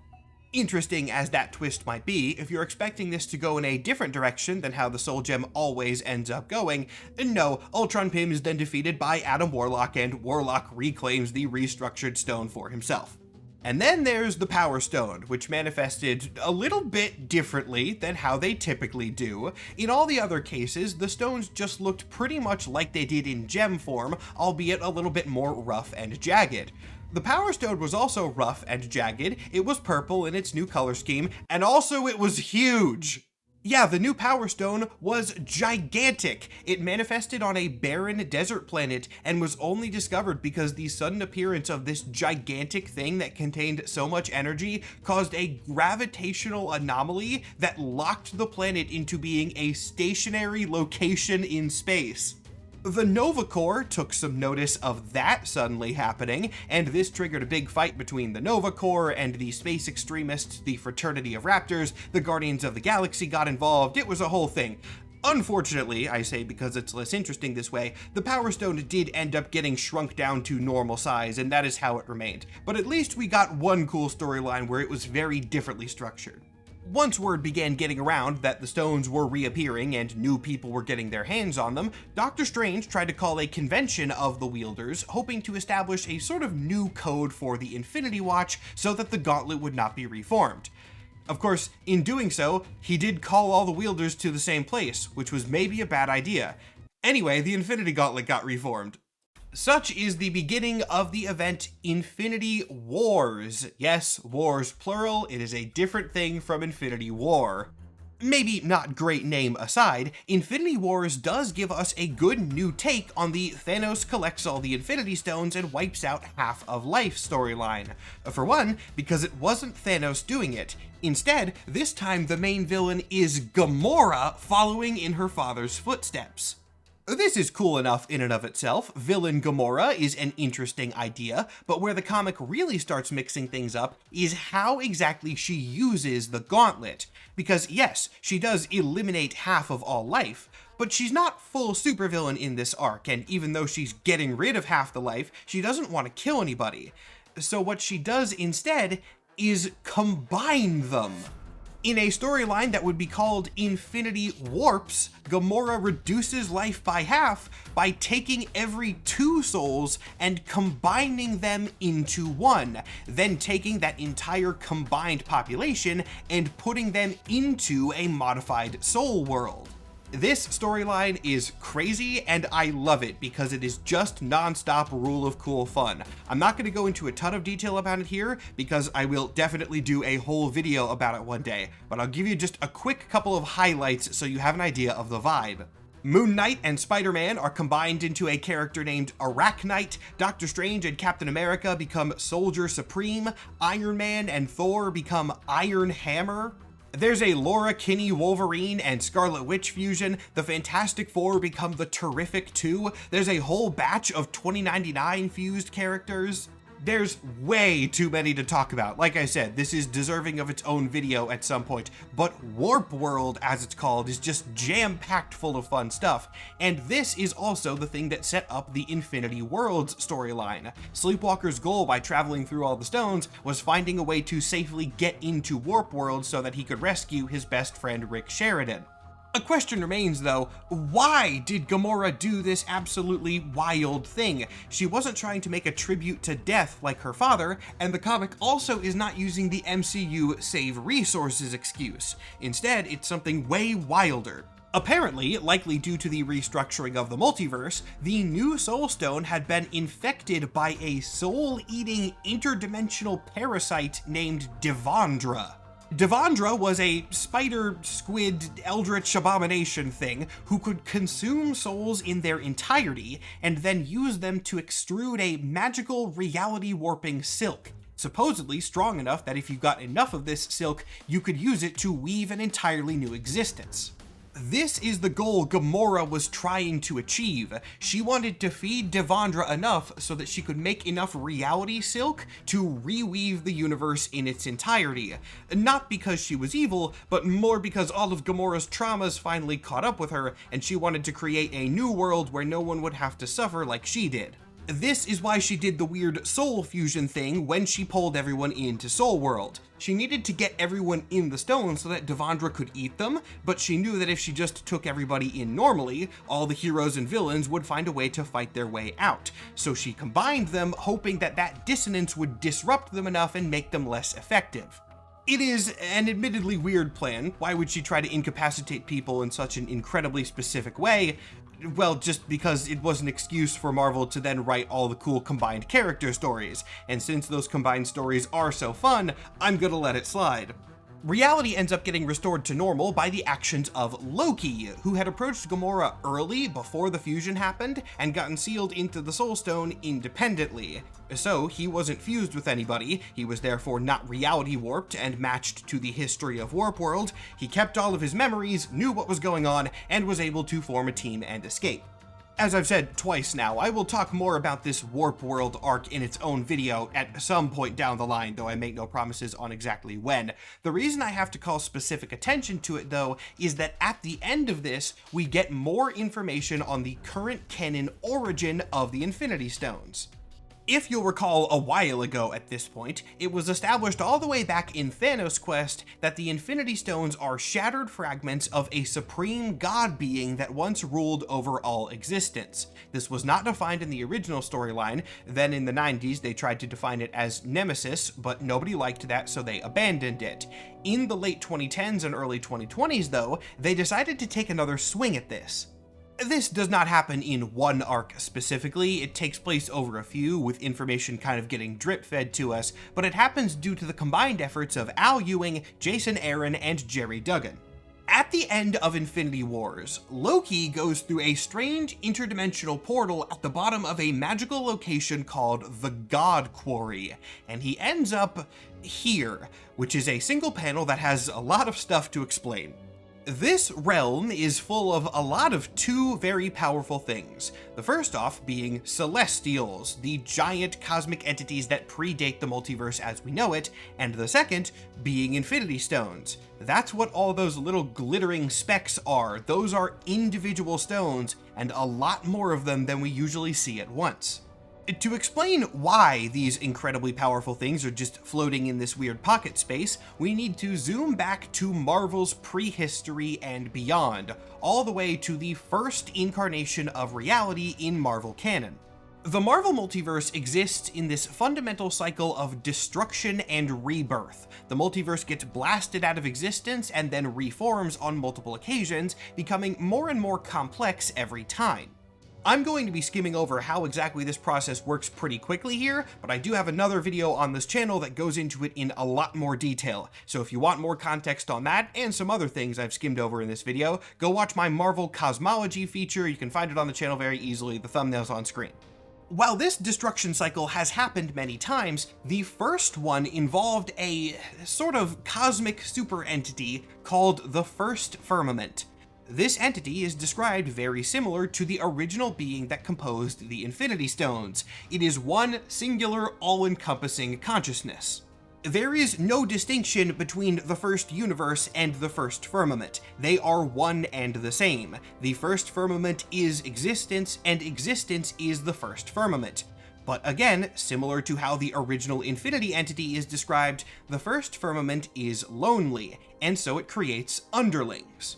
These creations, the first independent beings in all of existence, are the Celestials, and they exist basically just to exist. They are weird and primordial and difficult to understand because they predate all future concepts, and their job is just kind of to experiment with what existence can be. They live just to live, meaning that the first firmament is no longer by itself. However, over a very long span of time, the Celestials begin to split in terms of their ideology. Two factions of them form, the first one being more devoted to the firmament than the second. The more faithful entities worshipped the firmament directly, and though they experimented with existence and made their own creations, they always did so dedicated to the firmament and sought its approval for everything that they made. Meanwhile, the more creative and free of the Celestials thought that existence should have a chance to grow and flourish on its own, evolving without the constant approval of a creator being. This classic debate of structure versus freedom eventually blossoms into all-out war, a war that becomes so intense the two warring factions shatter existence itself, and this leads to the creation of the first multiverse. This is weird, high-concept, philosophical, and almost religious stuff that can be hard to wrap your head around, so I'll recap it briefly. Since the first firmament was singular and all-encompassing, and its Celestials were direct, to use a more literal religious term, emanations of itself, there was no variation and there was no multiverse. There was just the firmament and just existence. But when the Celestials began breaking off from the firmament, that war shattered it into multiple iterations, and thus the multiverse and different versions of the universe spawned going forward. This appears, connecting the dots between canon, to also be the origin of the Infinity Stones. When the first firmament was broken, much of it became different universes, but little tiny chunks of it, those became condensed sources of power that bonded to the universes, resulting in the stones. This does not line up one-to-one with the first Thanos quest lore, but it is pretty similar. One more time, in the original lore, the Infinity Stones are pieces of a supreme being that shattered itself due to loneliness, and the new stuff kinda just adds an extra step in the middle. The supreme being created pieces of itself that were alive due to loneliness, but then when those pieces began fighting, that caused the shattering. This means that all Infinity Stones across the multiverse come from the same place. Many of them are in universes, but some reside in these weird in-between gap spaces where they are managed by the Celestials. Whether the Celestials actively send Infinity Stones into universes, or the Infinity Stones appear in them naturally, or maybe a little of column A and a little of column B, I couldn't tell you, but I do like this idea for a unified canon. This also, once again, sets us up very nicely to pause on the Infinity Stone history and talk about another aspect of them before finishing up with the most modern stuff. There are Infinity Stones in most, if not all, of Marvel's different realities, but they can have a lot of difference between them. Sets can have different powers, different numbers, different colors, sometimes different shapes. They don't have to be stones. Before we get to talking about the most recent Infinity Stone canon and the storylines that are actually going on in currently releasing comics, let's talk about some other Infinity Stones out there, from the cool to the incredibly stupid. We will start with a set that is both easy to explain, but also fills me with a burning rage, that being the Infinity Stones from the Ultimate Universe, the original one, not the one from recent years. The lore of these stones is incredibly different than a lot of others we've seen. According to Invisible Woman, they are formed in the wake of catastrophes on Earth specifically. So I don't know if the Infinity Stones are like just bonded to Earth, or there are Infinity Stones on other planets. We don't get a lot of detail here. All I can say for sure is that Infinity Stones are formed after disasters, again quoting Invisible Woman, to help prevent infection to the planet. And I have no idea what that means. I don't get how forming an Infinity Stone helps prevent planet infection, but whatever. These stones also appear in incredibly weird places. One of them manifested in Tony Stark's brain, and they thought it was a tumor and had to eventually do brain surgery on him to get the Infinity Stone out. Weird lore of them aside, the more important note for our purposes is that this universe does not have 6 stones. Rather, it has 8 across 2 gauntlets, each with 4 slots. Here's the part that fills me with a burning rage. Let me run through the domains of the stones really quick. We have the classic time, mind, soul, power, space, reality, and then I don't know the last 2 because the comic never tells us. Why on earth would you actively canonize 2 more stones and then never tell the readers what their powers are? Just slap 2 words on them. The individual stones didn't matter that much in Ultimates in terms of unique powers. They were mostly just made to form the Gauntlet. So just add 2 more words. If nothing else, I can tell you the colors of the Ultimate set. Once again, we have the original 6, but then in the middle of this panel, we have a white stone and then another blue stone. There are 2 blue ones in the same panel, but given that this one is next to white and also doesn't have the little shine that the others do, I'm going to assume this one is supposed to be black. In terms of what these white and black stones can do, well, I actually do have a theory, but we'll get to that later. For now, let's move on to the next universe, which has an entire unique gauntlet of stones. These Infinity Stones are from the Marvel Contest of Champions mobile game, which unlike some of Marvel's other games, does have an active connection to the main comics multiverse. This game takes place in a weird, kind of hard to explain pseudo-universe called Battle Realm, and since the universe is not truly natural, the stones aren't either. Rather, they were created artificially by an evil future version of Hulk named the Maestro. However, despite being artificial, their creation does line up with other Infinity Stone origins, as Maestro forged the set out of a material known as ISO-8. ISO-8 is also complicated, but is canonically a weird cosmic pseudo-substance that is made out of the remnants of destroyed realities. Remember how I said the Marvel Multiverse has been destroyed and reborn on several occasions? The current canon is the 8th iteration of that cycle, and this is why ISO-8 is called what it is. The weird cosmic stuff has arranged itself into patterns of 8 because that's the number of multiverses that we're on. Using these existential fragments, Maestro created 5 stones, which are distinctly more evil than Infinity Stones usually are, but since they were actively made by a villain, I guess that makes sense. Battle Realm's Gauntlet holds the Genesis Stone, the Evolution Stone, the War Stone, the Nightmare Stone, the Chaos Stone, and the Death Stone. What they can do individually, we don't really know specifics. They are mostly just a plot device for the video game. You can kinda guess what some of them are capable of from the name, but others are a little bit more vague. This is not the last time that we're going to be seeing a Death Stone though, so keep that one in your head. Moving on, I would be remiss to not at least quickly mention the Infinity Sword from the Superhero Squad show. This is technically not a variant of the Infinity Stones or Gauntlet, as those also exist in this reality, but there is a connection between the two, so I'm going to bring it up. And if you think moving from a set of rocks to a sword is departing from the formula pretty quickly, what if we returned to rocks, but made the rocks a guy? This is Infinity Thing, who I know a lot of you wanted me to talk about because you were already commenting his name under my announcement post about this video days ago. He appears to be a variant of Ben Grimm that is somehow composed of Infinity Stones. As wild of a concept as this is, I have nothing else to say to you about him. He's only been in one series ever, and he doesn't really get any lore. He's just there to be there because he's cool. He would make a great Marvel Rivals skin, though.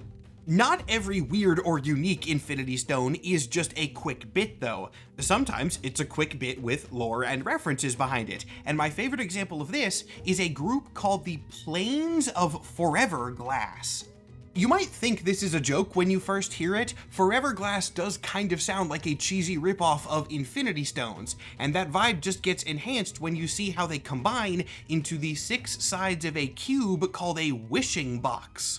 Everything immediately adds up though when you see some of the other characters from the universe that the wishing box comes from. There is a solar-powered super guy in a spandex suit and a cape, there's an edgy, brooding dark warrior with a lot of gadgets, there's a speedster, there's an alien shapeshifter, there's one with light powers that form constructs, and there's also a magic user with a distinctly Egyptian aesthetic and onks everywhere. This group is called the Great Society, and they appeared very briefly in a multiverse storyline as a clear nod to DC and the Justice League. Thus, the wishing box is not just a joke, it's a reference to DC's mother boxes. This is a very good and tasteful acknowledgement of the distinguished competition. And then Doctor Strange kills them all, so eat your heart out, Power Scalers. Oh, and speaking of things that will confuse Power Scalers, and going back to the Ultimate Universe again, this time the new recent one though, this is Gary. He wields the Infinity Gauntlet. I don't really have anything else to tell you about him, so this is Gary. He wields the Infinity Gauntlet. Gary leads us nicely back into discussing the idea of joke Infinity Stones, and I'll use that to transition out of alternate universes and back into the main 616 continuity. Because yes, even though there are usually just the 6 normal stones, there have been others over the years, and a couple of them are just bits. Deadpool has one singular time wielded a black or perhaps very dark purple stone, or technically gem given the era that it's from, called the Continuity Gem, which you can immediately tell is very on brand. The Continuity Gem allows you to alter the history of Marvel Comics however you want, creating retcons in an instant. But Deadpool never really uses it for anything. He gets his hands on it for like 2 pages, has a little bit of fun, and then literally just throws it away, where we see some Marvel editors picking it up and carefully depositing it in a box to never be seen again. The other major Infinity Stone joke that Marvel has published contains a full set of stones, at least almost, and they have only appeared in a Howard the Duck comic. These 5 gems, yes, only 5, form a weapon known as the Abundant Glove, and I'm going to make you guys guess what they do. For longtime viewers, yes, I have done this exact same trivia question in a previous video before, but if you've seen that one, you can't deny that it's one of the best Marvel trivia questions I could ever ask, and there are new people here, so I'm doing it again. If you already know the answer, just sit back and relax, don't spoil it for anyone else, and if you don't know the answer, please pause the video and put in the comments what you think the powers of the 5 gems in Howard the Duck's Abundant Glove do. I will give you a hint, if you can even consider this a hint. They are all jokes, so don't overthink it. Alright, everybody ready? Here we go. The gems that form the Abundant Glove consist of the Compassion Gem, the Laughter Gem, the Dance Gem, the Respect Gem, and another second Dance Gem. You see why I wanted to do this as a trivia question bit again, right? It's a very good one. As for the actual canon status of these joke stones in the main universe, the Continuity Stone is not canon. I mean, we literally see the editors take it away, though I guess if Deadpool ever wants it, he could theoretically somehow find a way to get it again. Weirdly, I think the abundant gems of the Abundant Glove might actually be canon though, because they are called the Abundant Gems. They are not Infinity Stones, so they could just be like weaker replicas of them. That doesn't conflict with any of the existing lore. And let's be honest, even if they were canonically considered Infinity Stones, that would not be the first time that Marvel has made canon stones beyond the first 6. I mentioned the Ego Gem a while ago. That one was technically canon for a time as the 7th. Even though that particular one has not been referenced in quite some time, in recent years, Marvel has been playing around with the idea of a 7th official stone in the main set. I promised we were going to come back to the idea of a Death Stone. Time to address that. Or really, those. Since 2015, there have been 3 different items referred to as the Death Stone, with increasing levels of canon relevance. We'll begin with the oldest one because it's also the quickest. The first technical use of the term Death Stone appears in a Secret Wars miniseries, as part of the weird multiverse amalgamated battle world. This means it is not technically canon to the main universe, but it is worth bringing up. However, I don't think this stone technically counts as a Death Stone in the actual sense. While the character who uses it does call it the Death Stone, she uses it as a trap. It is an exact replica of the Reality Stone, made to trick Thanos into picking it up, and when he puts it in the Gauntlet, then it immediately kills him, and we can literally see the quote-unquote Death Stone disintegrate afterwards while the other gems remain intact. So it seems like it was just a trap that was only designed for that and not a real Infinity Stone. A few years later, though, the idea of a Death Stone would reappear in... Look, sometimes a single panel has the power to throw an entire fan base into a frenzy, and this is one of those panels. At the end of an issue of the Thor series by Donny Cates, Thor gets a grim vision of the future, which features Thanos wielding in one hand Mjolnir with the Infinity Stones embedded in it, and on his other hand, a black gauntlet with what seems to be a black Infinity Stone inside. This thing is not technically called the Death Stone, to be fair. I believe it's only ever referred to as the Black Stone. But also, it's Thanos wielding it, and he's surrounded by an army of zombies, and there's a caption box that literally says there was no life. So it's pretty clear what this was intended to be. I don't think I have to explain why this made everybody freak the hell out, wondering what this vision was possibly teasing. But unfortunately, I'm not going to go into a lot of detail on it because of an actual real-world story. Like I said, this was shown fairly early on in the Thor series by Donny Cates, but in the middle of this series, Donny suffered a severe brain injury due to a car accident. He has since recovered from this, thankfully, so the story is not as sad as it could be, but he did have to stop writing for a time. Donny has also been very open about the fact that this injury left him with severe amnesia, to such an extent that not only did he forget some of his future plans, he entirely forgot books that he had already written. So we don't know and will likely never know what the original intent for this stone was. Donnie's Thor series was close enough to a conclusion point that it didn't end right there. It was handed off to another writer who wrapped it up, and they did follow up on the Black Stone thing, but in a kind of weird to follow way. It was tied to Hela, like specifically a young Hela, and there was time travel stuff going on. As I said, it was kind of weird, and Marvel has not directly followed up on it since this. So yeah, we don't really know what this scene was supposed to be. It is entirely possible that it will get paid off at some point down the line, especially because Marvel surely knows that fans were very excited for it, so maybe they will do something. But it likely won't resemble the original intent, therefore I'm not too sure what else to say about it here. But one thing I did say very specifically is that Marvel has not directly followed up on this. There is a third Death Stone, apparently a different one, and one that is active in current canon. This iteration first appears in a 4-issue Thanos miniseries from 2024. However, despite the name, Thanos is not really the protagonist of it, and it revolves more around Death, the entity. Much of the story revolves around Death becoming bored of her cosmic existence and wanting to experience life as a mortal human. She is able to achieve this thanks to the help of the Illuminati, but it pisses Thanos off to no end when he finds out. He has worshipped Death in her cosmic state for a very long time, and by her turning into a human, Thanos sees it as insulting to both of them. The two have a bit of a falling out over this, as Thanos sees himself as the only one capable of purifying his wayward lover, and at the end of this conflict, the lore gets weird. Thanos wants to pacify Death so that he can quote-unquote fix her, but he can't just get rid of Death in the universe. That has happened in other realities and it goes very badly. So what he does to preserve Death but weaken her consciousness is turn Death into an Infinity Stone.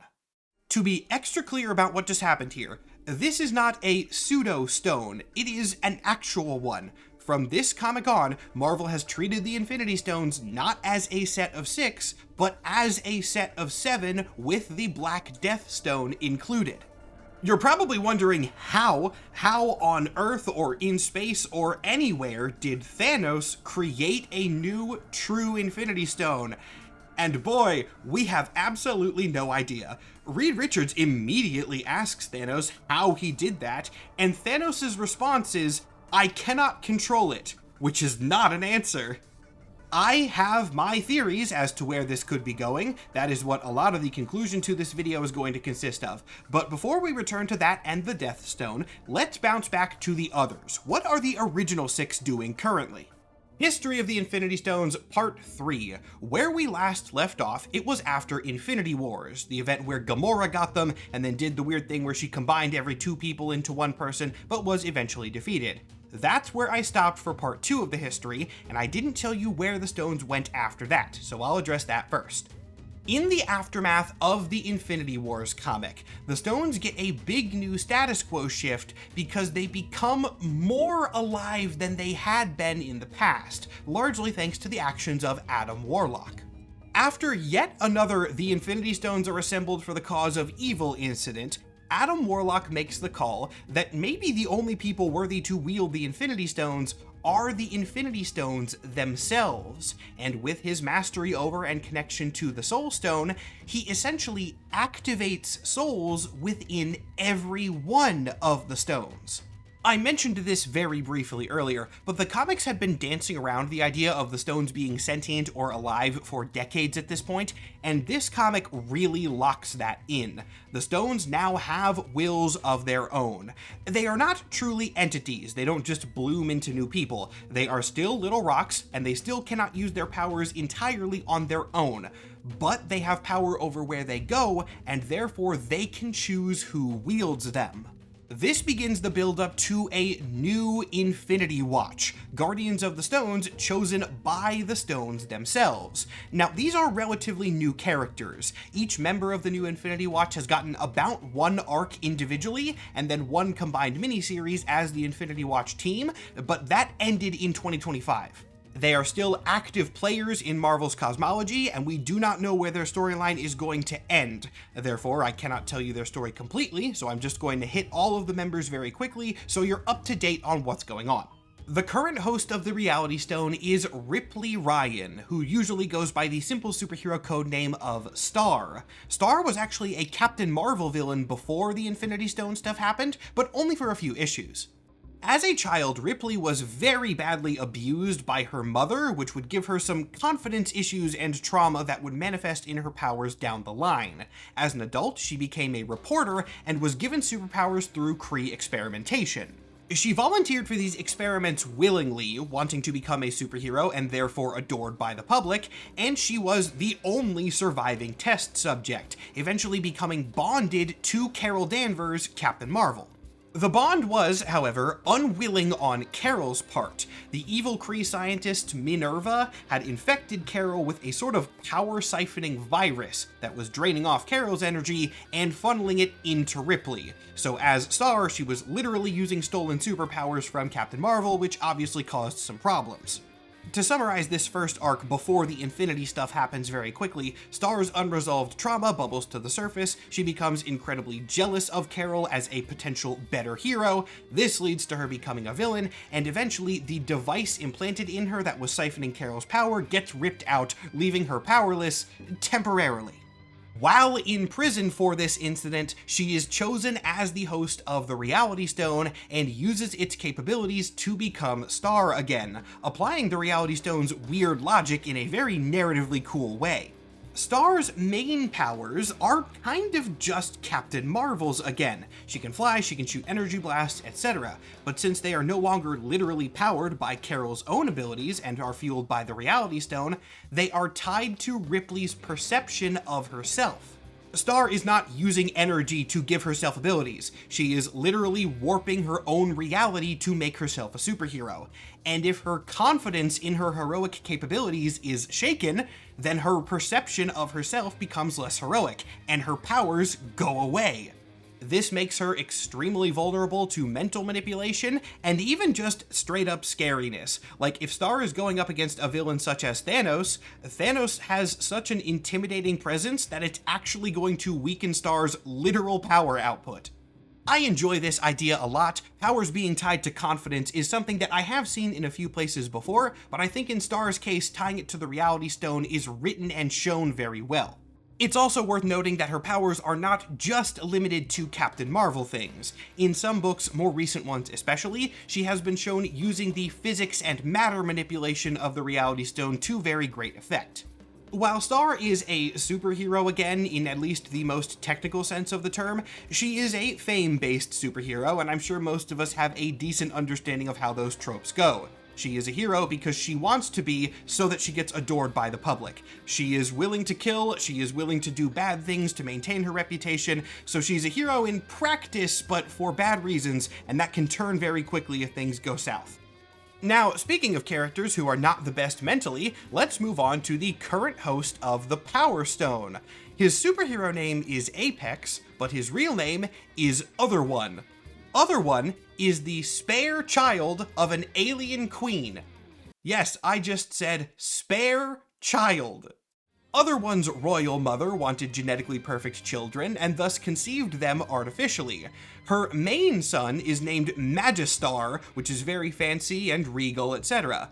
She also wanted a backup kid just in case something happened though, so she made a second one and literally named him Other One. Other One was considered a failure. Shocking, I'm sure none of us were able to guess that from his name. Despite supposedly being genetically engineered, he came out not as intended. He was physically frail, he had a very low level of intelligence, etc. However, he did have a very kind and heroic spirit, leading to him getting chosen as the host of the Power Stone. He was not just immediately magically imbued with the might of the Power Stone. No, instead, the stone manifested into a bowl of jelly beans that Other One was eating. And then he ate the thing, making this not only the second time that the Power Stone has been eaten by a guy, it is the second time that it has been specifically mistaken for a jelly bean. With his physical form mystically perfected, he took on the temporary superhero code name Prince of Power and began going on adventures throughout the galaxy. I like Prince of Power a lot because he is one of the very rare times that we get to see the Infinity Circuit applied, and fitting the creativity of the Infinity Circuit, it's applied in an interesting way. The Power Stone should logically be governed by mastery of mind, and Apex, Prince of Power, Other One, whatever you want to call him, he's not particularly intelligent, so why is he a good fit for the Power Stone? The comic addresses this directly by establishing that intelligence is not the only way one can express mastery over the mind. Other One masters the power of the stone through meditation, essentially. By focusing, clearing his mind, and thinking of literally nothing at all, he has mastered his mind and it does exactly what he wants, therefore giving him total control over the Power Stone. Very fun idea. With his full capabilities understood, Prince of Power went on several more adventures, often with various members of the Guardians of the Galaxy, and eventually joined the new Infinity Watch, abandoning the codename Prince of Power and taking on the name Apex. Those are the two new Infinity Watch members with the most history and appearances. The others will be a little bit quicker. So let's move on to the Space Stone, who is now owned by a guy going by Quantum. We don't know anything about Quantum's history before his bonding to the stone. We don't even know his real name. All that we know is that, like the others, the stone bonding happened somewhat instantaneously and more directly than in the case of Apex. The stone just appeared within his body and kind of messed him up, spatially speaking. Wanting to remove the stone from his body, Quantum made a contract with the villainous super AI named the Assessor, who promised to analyze and eventually remove the stone if Quantum acted like his enforcer until that point. While under Assessor's control, Quantum was a Miles Morales and Iron Man villain for an arc or two, but at the end of that, the heroes are able to free him from the evil AI, so he goes and joins the Infinity Watch. Like I said, these next ones are pretty fast. Continuing, the current host of the Time Stone is Hector Batista, first seen imprisoned for murder, but wrongfully so. He was convicted for a crime that he did not commit, and when the Time Stone manifested to him, that provided him a way out of his grim fate. The big thing with Hector, who takes on the superhero codename of Overtime, is that he doesn't really know how to use his powers effectively, at least not for a while. Very shortly after leaving the prison, he is captured by the space extremists, the Fraternity of Raptors. Hey look, unintentional synergy with the Darkhawk video I did earlier this month. I love it when that happens. He is followed to space by Loki and Wolverine, who have a wild team-up in order to rescue him, and in the ensuing chaos, Hector does manifest his powers and freezes time. And then he doesn't know how to put it back. He is stuck there in frozen time for 3 days from his perspective, but he is able to spend this time learning more about the Power Stone and trying to figure out how his powers work, so he eventually figures out how to start the flow of time again, and from here he knows how to use his abilities more. Then he becomes a hero, joins the Infinity Watch, etc. There is one more thing I want to shout out about Overtime though, because he does something very smart. As a time-based character, he on occasion pulls versions of himself from out of his own timeline, and he is smart enough to change his costume frequently so that it's very clear which version of himself is him. I wish more time characters would do that. Second to last now, well, not actually, but we'll get there in just a couple of minutes, the Soul Stone ends up with a robot named Ward. And the Soul Stone ending up in an artificial being, you might be able to guess where this is going. As a synthetic person, which is his preferred term of reference, Ward was created specifically to be sentient artificial life as part of experiments designed to explore the concept of a soul. Ward is not a superhero. He can fly, he's more durable, and he has limited technological control, but that's just because he's a robot. He was not designed for fighting, he was designed to mingle with and exist alongside humans, which ended up going kinda badly for him. He was eventually attacked by a group of prejudiced humans and almost destroyed, but in that moment, the Soul Stone chose and bonded to him, taking over control of his body in the process and continuing the pattern that the Soul Stone is the most independent. From this point on, Ward's whole question is what you'd think it is. Does he, as an artificial being, have a soul at all? The Soul Stone chose him, so did it choose him because he has a good soul, or did it choose him because the Soul Stone is independent and therefore wanted a body that did not have a soul which would conflict with its own? I don't believe this question has been answered yet. Ward is one of the least seen of the new Infinity Watch members, but he does have some cool and relatively unique powers that we haven't seen the Soul Stone do much before, that being making soul constructs. It has been well established that the Soul Stone can absorb and contain souls, and Ward has the ability to manifest the bodies of those souls under his control and make them fight on his side, which has led to him taking the superhero codename of Multitude. Finally-ish, for this new roster, we have the Mind Stone, the only one of the batch that bonded to a long-running character. The Mind Stone is currently held by the martial artist Colleen Wing, though technically speaking, she was not the stone's original choice of host. We don't know a lot about this guy. All that we really know is his name was World Mind. World Mind has only ever been seen once, so I don't have a lot of information about him. He is human, or at the very least, he looks human, and he was seen on Earth, so that's the closest we're going to get. He apparently had the ability to see the future, and thus was able to predict his own death at the hands of Thanos. So like 10-15 minutes before that was supposed to happen, he contacted Colleen Wing to meet him at a given location, and then after he was murdered, the Mind Stone went on to its next host, who was conveniently right there.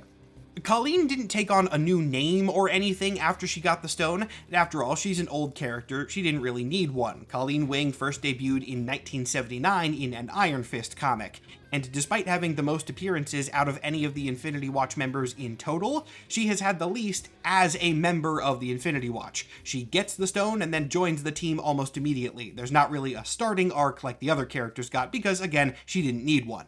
But here's where things get funky, because remember, the complete set is no longer 6. It is officially, canonically, in everything, 7 stones, with the Death Stone being the 7th. And the new host of the Death Stone is Phil Coulson! What? Okay, tangent time. I gotta do this quick. This video is already either just over or just under 2 hours. I haven't edited it yet, so I don't know the exact time, but we gotta hurry. Okay, Phil Coulson. We probably all know him. He's like one of the most iconic S.H.I.E.L.D. agents from the MCU. However, what a lot of you might not know is that Coulson debuted in the MCU. He is one of a very small list of characters that started in the movies and then went over to the comics afterwards. He first appears in a Nick Fury comic where he goes by the call sign Cheese, and then later they reveal that Cheese is actually Phil Coulson, and it was a huge thing that nobody was expecting, totally. Coulson was in a bunch of books during this early to mid 2010s era, kind of just out of nowhere, and it is speculated, I want to make it very clear that this is speculation, that this was purely due to editorial mandate by Marvel. They wanted to put a popular MCU character into the comics, and so they told a bunch of writers, you have to put Coulson in things, you don't have any other choice. The reason that this is highly speculated is that as time went on and we got into the late 2010s and the early 2020s, the attitude of writers towards Coulson shifted a little bit, and they made him evil, like super evil. Phil Coulson makes a deal with the devil.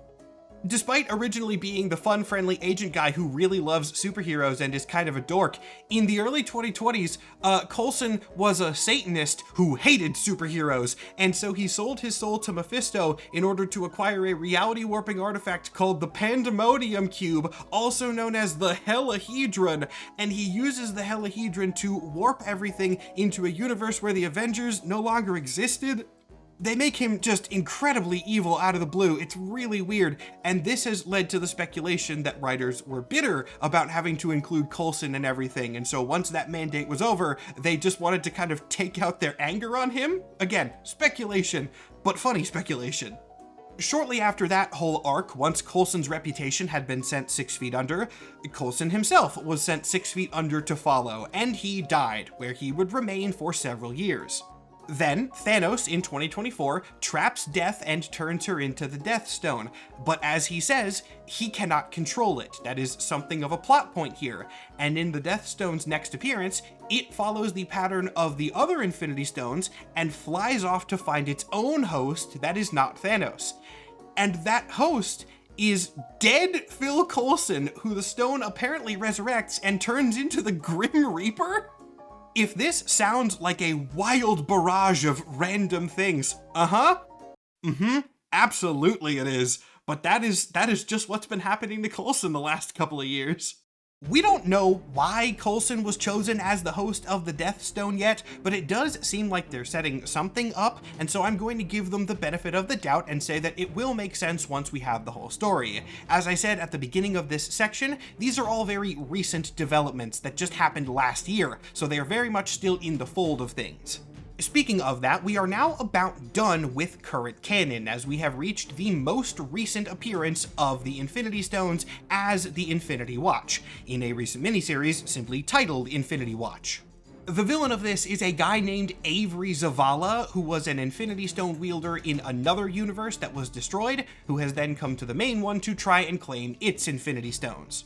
While I will tell you the status quo at this series' end in just a second, I'm not going to go into too much detail on it, as I generally have a policy against covering the most recent comics for a variety of reasons.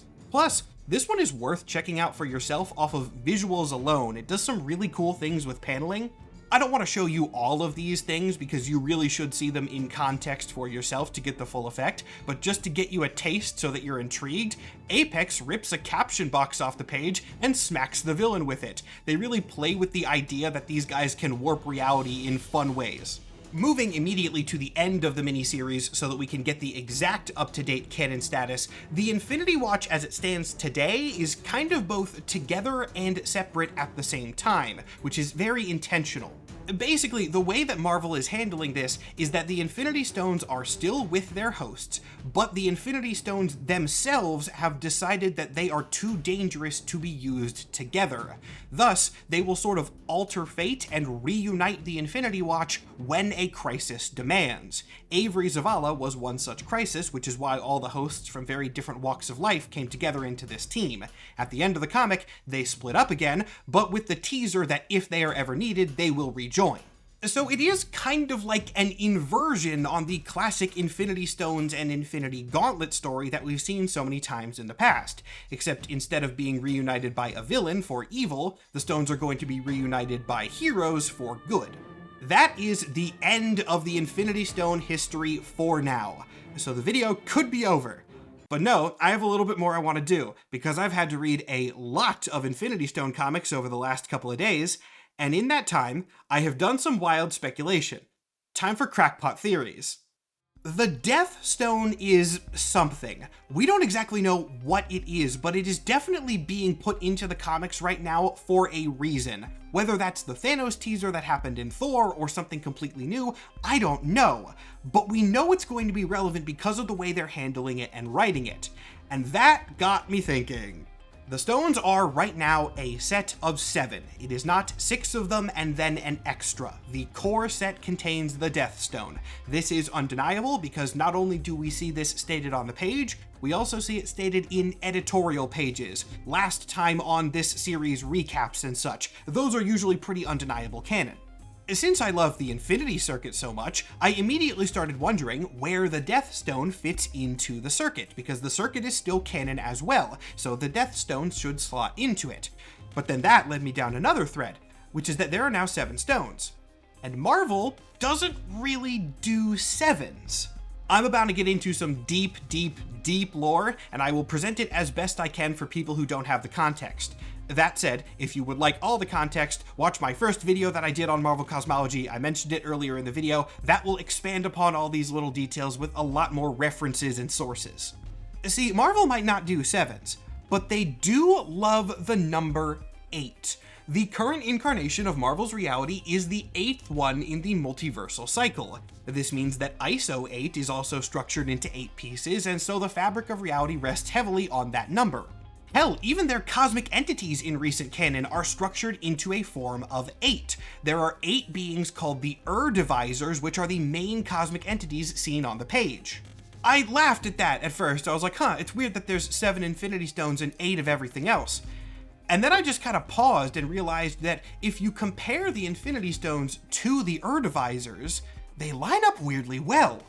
The main cosmic entities of Marvel are structured in 4 pairs. The first pair is Infinity and Eternity, which represent time and space.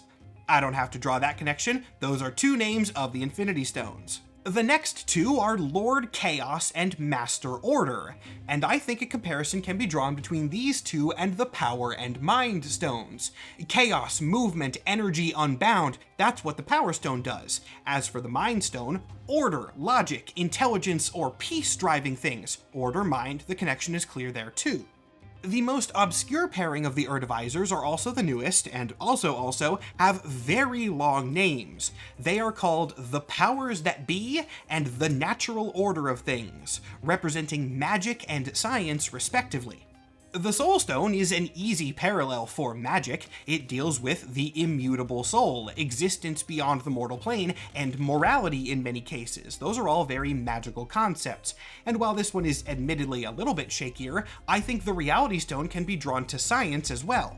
Even though the Reality Stone might not look very scientific in its application, it kind of is at the foundation. What the Reality Stone does is change the way things are. It changes the laws of the universe. It alters physics. That is altering the science of reality.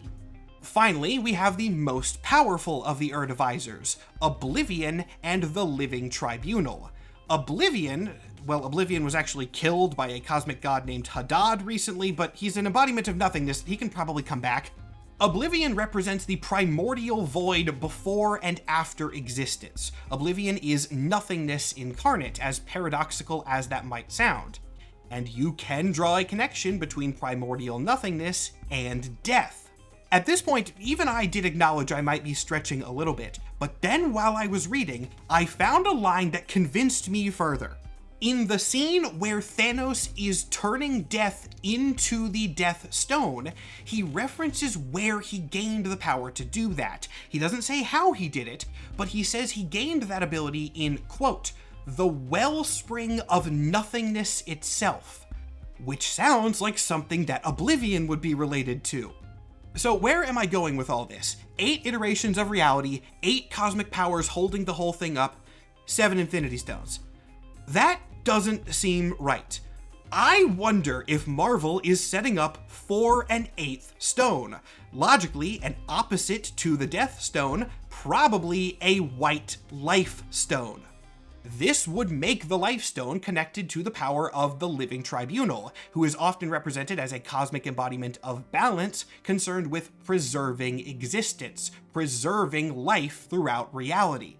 I was really liking this theory by now, but there was another piece of the puzzle that I wanted to make fit, the Infinity Circuit. Let's run through the order again. Technically, you can start at any point, but I'll start where I did previously. It goes space, time, reality, soul, mind, power, and then loops. For this theory to make sense, I would have to fit death and life in there. And then I realized something else. The parallels between the Infinity Stones and the Erdivisors are in order. Time and space is a pair, then it goes to the pair of reality and soul, magic and science, then it goes to mind and power, chaos and order, and then it loops. So reasonably, I can fit death and life in as a pair somewhere. Then we reach the final step, making it a narrative. If you've watched my other Marvel cosmology, you know this already, but narrative is the core function to how Marvel's cosmology works. Not just because it's fiction, like canonically, the Marvel universe is structured to flow like a story in universe. With that in mind, here is my proposed new Infinity Circuit if I'm right about the Life Stone. We begin at life, creation. Then we go to the next pair of space and time. Space and time are the setting. They are where a story can take place. From the setting, we move on to reality and soul, magic and science, the ways which characters can alter that setting, the ways that a character's will can be implanted on the world, basically the how. Then we move on to mind and power, order and chaos, which can be considered a pairing of motivation. These are the reasons why something might happen. Is it planned, orchestrated by some intelligent force of the mind, or does it happen by random chaos of power? Then we reach the natural conclusion once all the elements are present with the Death Stone, and the cycle begins anew as a new story is told. We have the creation of the story, we have the where, we have the how, we have the why, we have the conclusion.